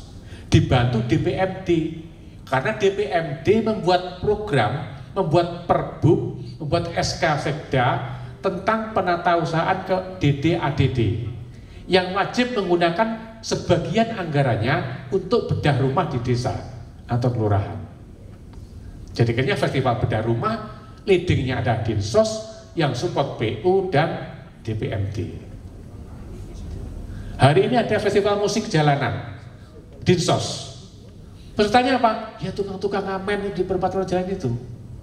Yang bagus-bagus dikontak Pak Bram, setahun masuk hotel sama restoran MOU. Nah, ini contoh bagaimana ide itu muncul. Teknologi tepat guna, bagus di branding. Festival apa? Festival teknologi sederhana, misalnya dikemas yang baik sehingga orang mau melihat. Bahkan kemarin kami festival anak yatim minggu kemarin. Anggaran dari mana? Pak, tidak punya anggaran, tidak perlu anggaran dari Pemda, dari Basnas dan ASN. Kita punya program namanya Belanja Cantik. Tanggal 1 bulan 1, 2 bulan 2, 3 bulan 3. Ini inovasinya bagian ekonomi. Di tanggal 8 bulan 8 kemarin, kita khusus programnya Belanja Cantik itu untuk yatim piatu. Jadi dirupakan uang, berikan santunan kepada anak yatim. Dan jumlahnya banyak, 10.000 yang disantuni. Dari mana? Dari Basnas anggarannya, bukan dari Dinsos. Dari Dinsos ya kelenger anggarannya. Nah, kami bisa. Sebelumnya juga pernah bertema untuk stunting. Belanjanya untuk susu, kacang kedelai, kacang hijau dibagikan kepada anak-anak stunting. Nah, yang kemarin itu. Ini contoh bagaimana Dinsos mengambil peran di pariwisata. Jadi dibiasakan dulu, habitualisasi lama-lama menjadi terbiasa. Saya dulu ketika pertama ditunjuk jadi koordinator batik pedestrian ya bingung, lama-lama terbiasa. Begitu dikumpulkan Pak Sekda bagi tugas, daftarnya siapa mengerjakan apa, disebar, selesai. Sekarang malah cukup WA, nggak ada daftarnya sekarang. Parah sekarang malah kita ini. Rapat itu daftarnya di WA saja. Jadi kalau ada festival anak jalanan, sound system bagian umum, makan minum bagian protokol, dokumentasi kominfo. Ya itu tok di WA tok, ya selesai jalan kita itu. Sekarang itu. Nggak pernah surat-suratan, udah sakit-sakit gampangnya itu. Sekarang itu. Nah, dulu pas pakai surat. Jadi ya surat resmi dari Pak Sekda dulu, sekarang udah enggak lagi. Nah, itu contoh bagaimana membiasakan diri kita. Terus bagaimana hubungan eksekutif dan legislatif? Pada dasarnya semua manusia itu punya energi positif. Saya positive thinking. Maka tidak ada satupun orang yang tidak bisa diketuk hatinya dan nuraninya. Saya pernah di debat habis-habisan, di hearing habis-habisan di DPRD. Saya dengarkan sampai tuntas. Ketika saya diberi kesempatan bicara, saya minta waktu didengarkan dan tidak boleh dipotong. Sejak saat itu, saya sekarang jarang diiring. Karena kalau diiring itu gini, ojo giring Pak Yayan, udah ceramai. Kalau saya diiring itu saya siapkan. Saya bawa slide itu, bawa flipchart, papan tulis putih untuk menjelaskan sampai detik yang diminta. Jadi saya paksa anggota DPR yang menghir saya untuk mendengarkan kata saya sedetail-detailnya. Saya tidak ingin miskomunikasi. Tanya tentang anggaran, saya detailkan sampai rinciannya. Stop, tidak, harus dengarkan dulu. Saya paksa mendengarkan. Lama-lama sekarang mereka terbiasa. Bertanya detail. Lama-lama terbiasa. Memang ada beberapa anggota DPRD yang nakal dalam tanda petik. Strateginya bagaimana? Saya pisahkan antara usia senior di partai dan junior di partai. Yang junior itu masih bisa diketuk hatinya. Saya dekati personal. Saya ajak diskusi di kantor, ajak ngopi yang muda-muda ini untuk mempengaruhi yang senior. Alhamdulillah hasilnya sekarang nyaman. Kita sangat nyaman dan DPRD bahkan membantu kita kalau untuk branding destinasi wisata maupun untuk majuan wisata. Itu di kami. Jadi tidak ada yang melambung kecuali melalui Sekda. Jadi tidak ada SKPD yang melambung sendiri ke DPRD, tidak ada. Semuanya tegak lurus kita pada satu Sekda. Jadi pucuk tertinggi birokrasi adalah Sekda. Jadi Bu Sekda yang mengambil keputusan tertinggi terkait dengan apapun anggaran di DPRD. Jadi kami seperti itu, komitmennya seperti itu. Jadi tidak ada lagi meminta anggaran dititip sama komisi, tidak ada. Kami satu pintu ke Sekda. Harusnya gitu. Inilah yang menjadikan mereka menghargai kita dan kita saling menghargai. Nah, itu untuk hubungan eksekutif dan legislatif. Semua pokok-pokok kepikiran di sistem kita masukkan. Yang tidak masuk di sistem bisa kita fasilitasi dengan Direnja. Jadi masih bisa kita fasilitasi untuk pokok-pokok yang DPRD. Tapi sejak awal kami umumkan bahwa semua anggota Dewan harus ikut sejak Musrenbangdes. Harapannya mereka tinggal mengambil usulan pokir dari output Musrenbangdes yang belum masuk di Musrenbangcam atau di Musrenbangkap. Jadi kami wajibkan semua Musrenbangdes mengundang anggota DPRD dapil masing-masing satu persatu diantar dengan tanda terima. Jadi sekarang sudah terbiasa semua anggota Dewan hadir di Musrenbangdes. Jadi ketika usul pokir tinggal ngambil dari Musrenbangdes diinput di pokir di SIPD. Sudah online. Untuk Pak Baha, untuk wisata kelautan ada contoh nggak? Terakhir kemarin kita Fish Market Festival, hari apa Pak Bram? Hari Senin. Itu Fish Market Festival itu adalah festival hasil laut. Nah, ini kemarin hari Senin kemarin. Kami menyediakan tempat untuk berjualan ikan segar. Ini membeli ikannya. Kita petak-petak 2 meter gitu, kita berikan gratis kepada orang yang berjualan ikan, pedagang, nelayan. Tapi diberi syarat, baju rapi, tidak bau, bersih, pakai sarung tangan, rapi dan seterusnya, menjaga kebersihan. Nah, nanti orang membeli harganya sama, di ujungnya itu ada kasir, di harganya sama, satu pintu. Kemudian dibakar di sekitar situ juga, ruang penduduk kiri kanannya gitu. Nah, sebelah sana ada produk olahan ikan, ini untuk perikanan. Ini habis kita buka kemarin hari Senin kemarin, insya Allah bisa di browsing Fish Market Festival di Banyuwangi. Ini contoh untuk wisata kelautan. Ada bangsering underwater. Ini adalah cara kecil, cara simpel bagaimana manfaatkan laut. Mana bangsering underwater? Itu adalah ketika ada sekelompok pemuda, kebetulan dia Pok Darwis, anaknya aktif, anak muda, membuat kelompok pemerhati lingkungan. Dia membuat tempat destinasi wisata namanya bangsering underwater. Bentuknya seperti ini. Yang dijual apa? Menanam terumbu karang. Per paket 500.000, 2 meter kali 2 meter begitu, pakai pralon, itu dijual. Nanti ada tulisan dari plat motor itu, yang beli siapa? SD Tara Kanita Jakarta, menanam terumbu karang tanggal sekian, 500.000. Nanti edukasi untuk anak-anak itu, menanam terumbu karang dimasukkan di laut, dalamnya 1,5 meter begitu. Nanti sudah setahun tumbuh, ditelepon SD Tara Kanita Jakarta. Gimana? Nggak lihat lagi, terumbu karangnya sudah tumbuh loh. Ini cara mengundang orang untuk datang 2 kali. Nah, di samping itu, ini dulu tempat mengebom ikan hiasnya dijual oleh nelayan. Dibom, ikannya itu muncul, menggelipar-gelipar, pingsan, diambil, dijual. Sekarang mereka menjaga terumbu karang, diberi wilayah masing-masing tadi itu, menanam terumbu diberi wilayah. Bisa boleh mengambil ikan di wilayah dia itu. Jadi dia menjual terumbu karang, menumbuhkan, ikannya datang, dijual, tidak lagi dibom ikannya. Jadilah bangsering underwater ini, anak muda. Ini sampai ke Amerika sebagai di undang narasumber untuk konservasi alam. Anak muda. Ini contoh kelautan.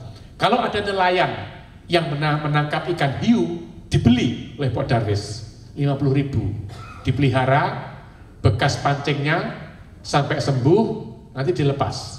Pemeliharaan ikan hiu itu di Karamba, jadi wisata edukasi. Saat melepas itu bayar, turis mau melepas ikan itu bayar. Ini di bangsering underwater seperti itu. Nah, lainnya banyak, ini festival laut, ada petik laut macam-macam dan banyak. Ada silat on the sea, ada kite surfing. Dan mana kite surfing? Tapi hati-hati kalau mau bikin event kite surfing. Kite surfing ini satu event yang sempat diprotes oleh Majelis Ulama Indonesia di Banyuwangi. Ini namanya kite surfing. Ini contohnya laki-laki, saya tidak mengambil contoh perempuan. Kalau perempuan bajunya tupis, tahu tupis? Tupis itu hanya sini dan sini saja. Nah, tidak saya pakai contoh. Tupis. Karena standar internasional harus tupis kalau perempuan. Tidak saya sampaikan. Ini ditolak oleh Majelis Ulama Indonesia karena dianggap ini tidak sopan. Maka oleh Pak Bram tempatnya dipindah ke Pulau Tabuan. Kira-kira 20 menit naik sampan ke situ. Jadi kalau diprotes berarti Pak Kiainya yang datang di pulau itu. Yang salah Kiainya berarti. Ini contoh mengambil solusi di antara penolakan dari warga. Setiap program harus di-share dulu, ada penolakan atau tidak. Termasuk Gandrung Sewu kami. Gandrung Sewu kami itu ditolak juga oleh Majelis Ulama Indonesia. Kenapa? Karena tidak menutup aurat. Maka Gandrung kami ada solusinya, menggunakan mindset, kain tipis untuk menutup lengan itu. Itu solusi. Diiringi dengan sholawatan, diakhiri dengan Gandrung Sewu. Contoh bagaimana agar kebijakan kita tidak ditolak oleh kaum abangan atau kaum santri di Banyuwangi. Nah, banyak contoh untuk kelautan di kami, bisa di browsing nanti di bukunya ada. Nanti saya berikan Pak Wali Kota bukunya tentang branding Banyuwangi. Ada contoh-contohnya. Semua tempat ada destinasi, ada contohnya. Tinggal buka, bisa dicontoh nanti. Bukunya nanti hanya satu, bisa beli di Gramedia Pak Wali Kota. Jadi tinggal beli, kalau mau mencontoh yang dilakukan di Banyuwangi sudah ada contohnya. Nanti bawa sini bukunya. Untuk perda atau regulasi, kami memang aturan itu belakangan, tidak di depan. Karena banyak aturan itu dibuat, tidak dilaksanakan. Maka di kami laksanakan dulu, baru aturannya. Kira begitu. Jadi kalau aturan dulu kadang nggak dilaksanakan, maka kita laksanakan dulu, kira-kira pas, baru aturan diterbitkan, menjadi inovasi, masuklah di input di IGA. Maka di IGA kami itu tentu portofolionya adalah aturan, dokumentasi, narasi, catatan, foto, SOP, macam-macam. Itu untuk IGA kami, alhamdulillah IGA kami ya terbaik di Indonesia. Nah, begitu. Saya kira itu 3 pertanyaan tuntas ya semuanya. Monggo Pak Bram tambahin. Ya, saya tambahkan dikit Mas. Tadi ada nyangkut wisata ya. Jadi terkait dengan pariwisata berbasis berbasis laut ya, berbasis laut pantai. Itu kalau bisa satu tempat dengan tempat yang mau kita kembangkan tuh tidak sama, biar tidak kanibal. Jadi tadi Pak Yayan cerita ada Bangsering Underwater, itu fokusnya di konservasi. Nanti ada Gerela Dodol, konsernya permainan laut. Ada lagi nanti Fish Market, itu khusus kuliner Pak. Jadi tempatnya kalau orang, oh kamu mau kuliner ke pantai yang ini. Kalau kamu main tadi ikan hiu, mau snorkeling, diving, oh di sana. Sehingga nanti pemetaannya, Pak Kadis, pembuatan petanya harus diversifikasi. Kalau setiap pantai jualannya sama, nggak laku teman, itu namanya kanibal. Makanya pemetaannya ya harus berbeda antara pantai yang mau kita kembangkan. Jadi nggak ada masalah Pak. Oh pantainya sama, enggak, kita buat masing-masing pantai berbeda.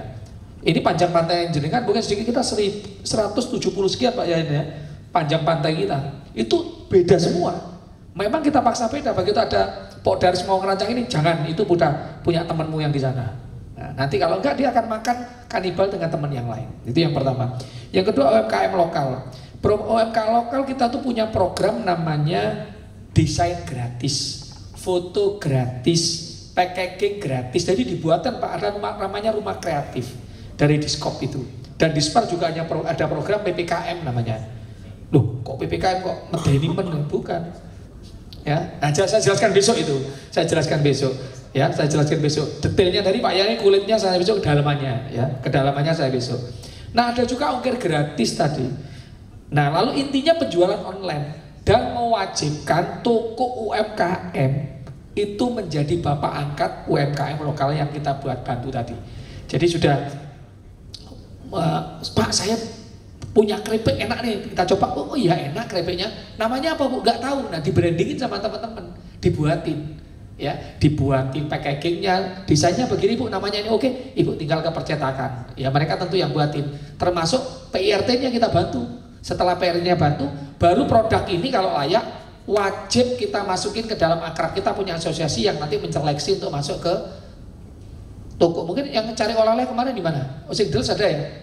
Kemana Pak? Ada yang cari oleh-oleh kemarin di Banyuwangi? Ke Osing Deles? Ada? Masa nggak cari oleh-oleh sama sekali kemarin? Tempat oleh-olehnya Osing Deles. Nah itu Bapak lihat itu etalasenya, tidak ada satupun produk namanya Osing Deles. Produknya namanya UMKM-nya sendiri. Memang kita paksa Pak, kita MOU, kalau enggak kita tutup tokonya. Misalnya begitu. Aturannya nggak ada, cukup Kadispar Pak Yayan merintah Kadispar. Kadispar Pak, Satpol PP tutup, takut Pak orang sana Pak. Karena apa? Yang ngasih wisatawan kita. Kan gitu. Lu datang hanya tinggal buat produk, kamu dapat uang, manut sama kita. Akhirnya dia mau saling keuntungan, membagi keuntungan. Ini produk, ini laku, diberikan uangnya. Gitu Pak. Jadi ada titik produk tadi, betul. Dan yang paling penting tadi ada belanja 8.8. Itu nggak ada duitnya, programnya hanya motivasi aja, motivasi kepada ASN, motivasi kepada BUMN. Ingat, nggak boleh belanja di toko modern, nggak boleh belanja di Alfamart, Indomaret, Mall, nggak boleh. Tokonya adalah di tetangga sebelah, supaya toko-toko kelontong itu hidup nggak mati, Pak.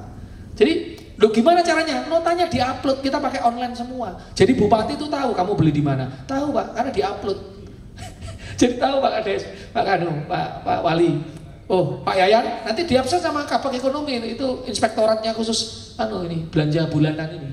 Ya, 8.8, nanti temanya contoh. Kemarin 6.6 kalau nggak salah. Pada saat anak sekolah, temanya anak sekolah harus beli tas, beli buku, beli pulpen. Diberikan siapa? Anak yatim piatu yang nggak punya. Diberikan. Jadi kita tuh nggak perlu APBD. Jadi ASN tadi yang TPP-nya udah tinggi-tinggi disedekahkan setiap bulan, yang temanya kita sesuaikan dengan masalah yang lagi aktual. Stunting belinya harus susu, ditulis Pak, belinya harus susu, roti, telur, kacang hijau, dan belinya nggak boleh di Indomaret apa enggak, karena itu akan memperkaya mereka. Belinya di mana? Toko tetangganya sendiri, diupload notanya. Cara kita memutar ekonomi di situ, dan kuncinya ya ASN Pak yang berbuat. Saya kira itu tambahan dari saya. Ini Cik Wali ada buku namanya Anti Mainstream Marketing, ini jurus tadi, semua tempat destinasi ada di sini. Nah, soalnya tadi ini kreatif kolaborasi, ini adalah ekosistem SKB tadi Pak Wali. Jadi bagaimana menyatukan antara SKB jadi paksa tadi. Ini contoh-contoh inovasinya, jadi termasuk yang rantang kasih ada di sini, nanti bisa direplikasi satu persatu. Monggo nanti. Saya kepingin saudara sekalian malam ini mulai berpikir bahwa sesuatu yang kita mau rencanakan, sesuatu yang ingin kita raih, akan sebuah keniscayaan kalau kita tidak kompak, tidak bersatu, dan tidak bersinergi. Dan itu kuncinya. Makanya bagaimana caranya kita kompak? Kita harus mengesampingkan yang namanya ego. Harus itu. Terus kedua, harus ikhlas. Ikhlas. Nah, saya mendapatkan kota yang maju, semuanya kunci untuk kolaborasi. Saya terakhir kemarin di Padang, saya dampingi oleh, karena saya Amir dengan Pak Mas Heru dengan Pak Kamilan di acara Peksi kemarin. Saya menjumpai mall pelayanan publik, sama ceritanya dengan di Banyuwangi. Waktu Pak Bupati perintahkan bahwa mall pelayanan publik harus dibangun, semua OPD berbondong-bondong, bawa kursi, bawa meja, bawa komputer, bawa AC dan semacam. Dicopot dari kantornya, dibawa ke situ. Setelah itu di perubahan baru mereka beli lagi AC. Ya Pak Bram ya. Di Padang juga hal demikian, ada juga Pak Jadi kemarin ikut. Semua bersinergi, berkolaborasi. Mall pelayanan publik di Malang, di Padang juga demikian. Semua dari OPD masing-masing nyumbang ini. Dan jadi Pak.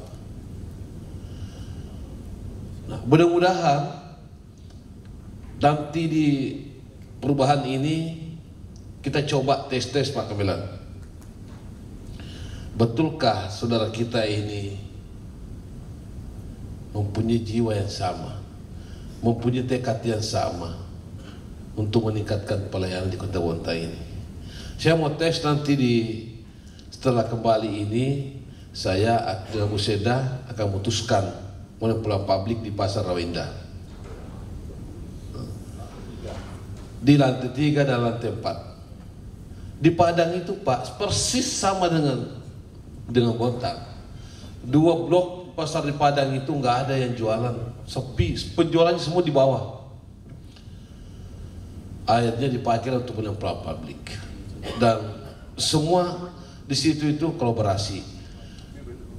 Kominfo tugasnya ini, Dispendagop tugasnya ini, terus apalagi itu ya, KUA. Jadi semua OPD yang terkait semua di situ. Kalau Pak Ketua itu 3 KUA aja di kantor KUA aja diingat, karena KUA itu ada pelaminan di situ. Artinya ketika ngurus surat mau nikah langsung naik di situ, langsung bisa nikah. Nah itu kayak termemori di Pak. Karena Pak Harus Nakuf ini mohon maaf Pak Bram, Ketua NU. Nah ini pasar pelayanan publik. Nah melayani sudah 8 dokumen. Nah ini yang akan kita kolaborasikan nanti ya. Termasuk ada beberapa tadi sampaikan sama beliau, Festival Padi, semua terlaksana karena adanya kolaborasi, sinergitas. Terus aku sampaikan beliau lagi, Mas Badri, Di Banyuwangi itu kata Pak Bram, seluruh OPD itu saya tahu rencana kerjanya. Kenapa? Karena outputnya semua adalah pariwisata. Semua OPD harus menyelenggarakan event, tapi eventnya sama. Jangan lupa, dari DVM bersangkutan sama. Bahkan semuanya harus ada eventnya. Bayangkan tadi itu dinas sosial, hari ini ada festival musik jalanan. Ini Carantang harus buat itu. Festival anak jalanan dengan Festival Anak Yatim dan difabel. Dan ini difestivalkan, akhirnya mendatangkan banyak orang datang ke Banyuwangi karena adanya festival. Dan sebagian memakai CSR dan semacam. Berbicara industri, kita lah yang paling bagus, yang paling hebat karena banyak industri besar. Banyuwangi berapa sih industri di sana? Sedikit. Kita ini industri berat semua, industri besar semua. Nah, makanya setiap dinas harus inovasi, harus kreatif. Harus kreatif. Jangan berpikir duit, tapi berpikir program dulu. Berpikir cita-cita dulu. Setelah ada itu, baru kita berpikir duit. Gimana caranya? Tugas kita lah ini, kepala dinas. Di Banyuwangi, enaknya, aduh enak sekali kita dengar. Kenapa? Ketika mau begini, semua data. Sampai AC-nya Pak Bram dicopot, dipindahkan ke situ. Mejanya boleh dicopot, dipindahkan ke situ. Untuk melengkapi di salah satu keinginan, yaitu mall publik itu. Nah, kira-kira siap nggak kita ini begitu itu seperti itu? Siap nggak? Awas lo ya, sates nanti dia. Begitu saya putuskan nanti dengan saya dan Bu Wakil, nih harus dinas-dinas harus nyumbang meja, kursi, laptop, AC. Harus nyumbang. Insyaallah. Saya yakin Carantang yang paling pertama nyumbang ini. Iya. Iya, Carantang nyumbang rata-rata nanti ini. Jadi mari kita kembali introspeksi diri kita masing-masing, bahwa tugas kita sebagai penyelenggara ini bagaimana memberikan pelayanan terbaik. Ya, terus ke depan bagaimana Bontang ini harus banyak event. Tapi semua event itu harus pengetahuan dengan dinas pariwisata. Karena di situ leading sektornya, kuratornya di situ. Nah, kuratornya di situ. Ya. Kuratornya di situ. Termasuk ada adik lurah bikin. Coba. Saya insya Allah saya akan mengikuti Banyuwangi, akan mencoba kalau ada hotel-hotel yang mau datang, saya akan lakukan moratorium jam perizinan terkait masalah hotel bintang 3. Kita dorong lurah-lurah untuk bikin homestay. Kita dorong supaya apa? Meningkatkan perekonomian di kelurahan. Nah, saya juga ingin lihat nanti terkait masalah pembangunan rumah adat yang ada di Guntung. Kita coba, termasuk rumah kreasi milenial kita coba. Ini saya dengan Pak Asnem, dengan Pak Bambang sudah saya diskusikan terkait masalah rumah kreasi milenial.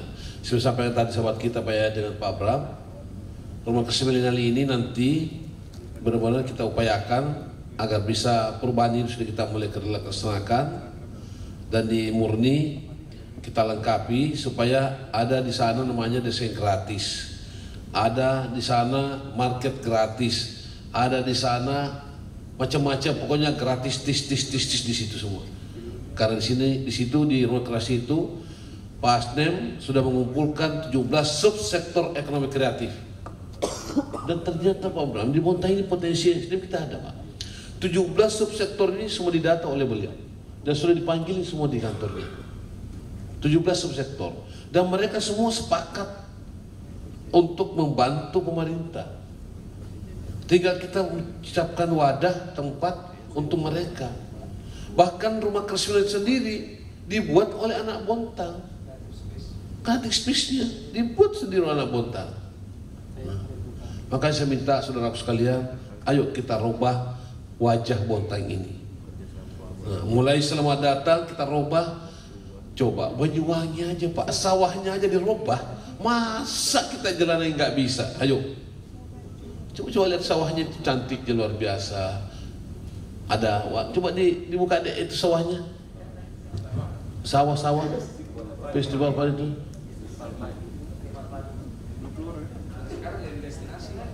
Jadi destinasi wisata. Ya kalau yang Gandrung Sewu nanti terakhir itu, karena situ ada catatan di situ. Ada yang tadi pematang.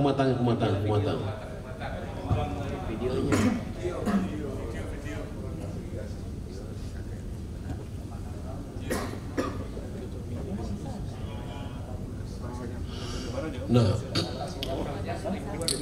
kita coba, maka saya bilang coba kita robah wajah Bontang ini, insyaallah. Mulai dari selamat datang kita robah, begitu orang masuk begitu tertarik dengan selamat datang di sana, tubuhnya apa hal semacam. Nah, coba kita lihat. Kasih suara deh. Nah, coba. Nah, ini musik deh. Nah, seperti ini, coba. Pematanya saja. Ini yang buat warnanya itu siapa? Yang bunga-bunganya itu. Ini. Siapa? Yang dari mana? OPD mana? Dispat. Kalau yang bunga-bunga itu pertanian. Terus yang ini batako-batakonya? PU. Coba.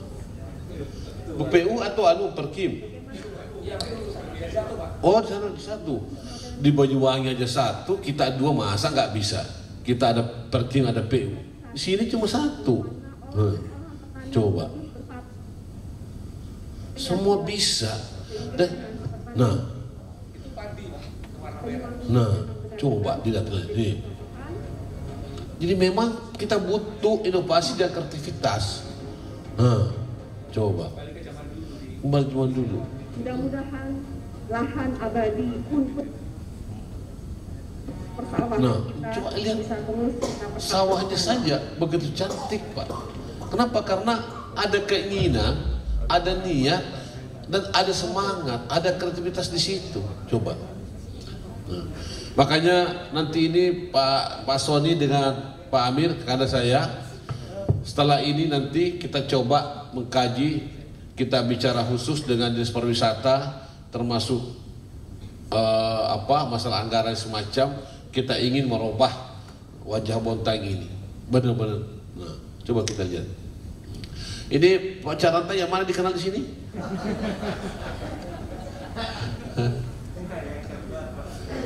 Ya, kalau Mas Bowo yang coklat tadi itu. Tapi jangan begitulah, nanti beliau ini kan sahabatnya kan pindah ke sini, ke Balikpapan. Kayaknya beliau janjian ini, katanya. Iya, sahabatnya kan pindah di sini, kada. Iya. Sudah tunggu ya di luar ya? Iya, tahu. Hebat deh. Namanya teman dekat ya, begitu dah. Dek, coba yang tadi Gandrung Sewu yang latarnya itu. Gandrung Sewu. Lain-lain ada yang tadi fotonya itu, yang fotonya yang tidak gerak. Gandrung Sewu. Lain-lain ada yang tidak gerak tadi, yang tidak gerak. Yang besar itu besar orangnya.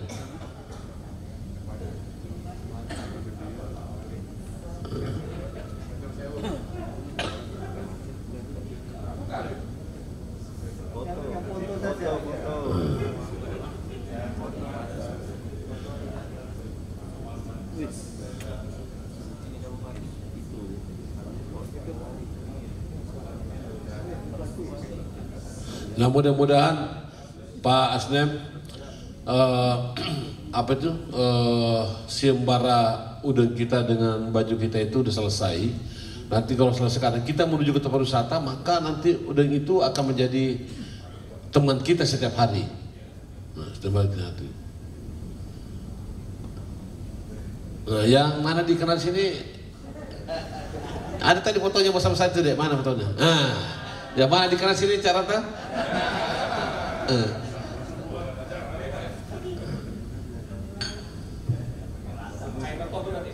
Air Oktober ya. Nah, coba kalau pekan budaya nanti kita kan bisa nggak ini yang apa itu BCC kita bisa nggak kita besar-besar Mas Bambang yang mau di ini bisa nggak?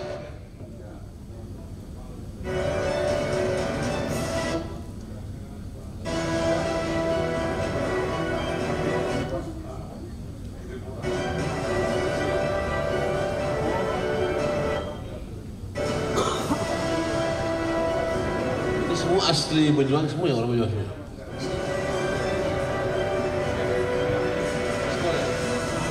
Jadi ini anak-anak sekolah SMA yang diseleksi untuk menjadi penari.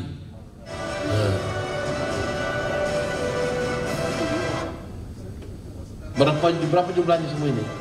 1.200.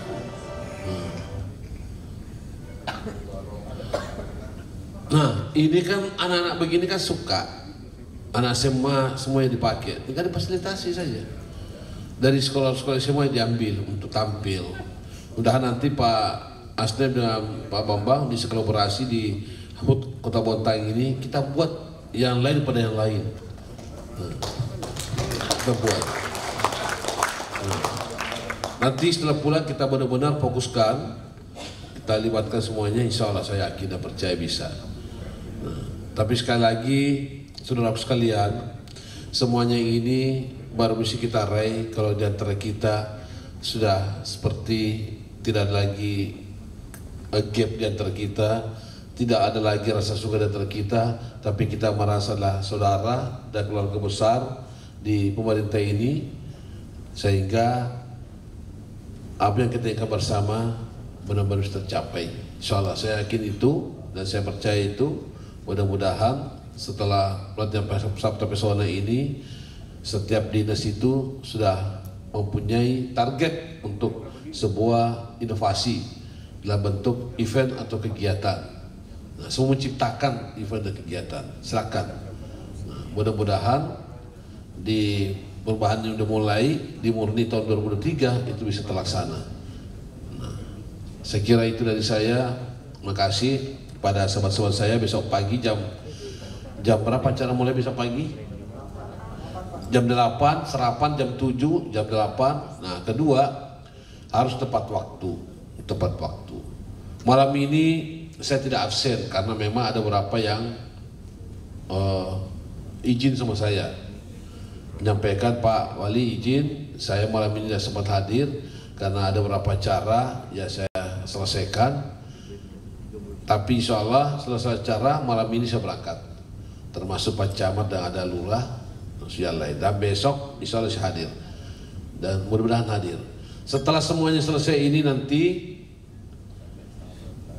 kita lihat di Banyuwangi, apalagi Bu Seda belum ke sana, lihat di sana. Mas Bowo juga belum sempat ke sana, Bapak Anda juga belum.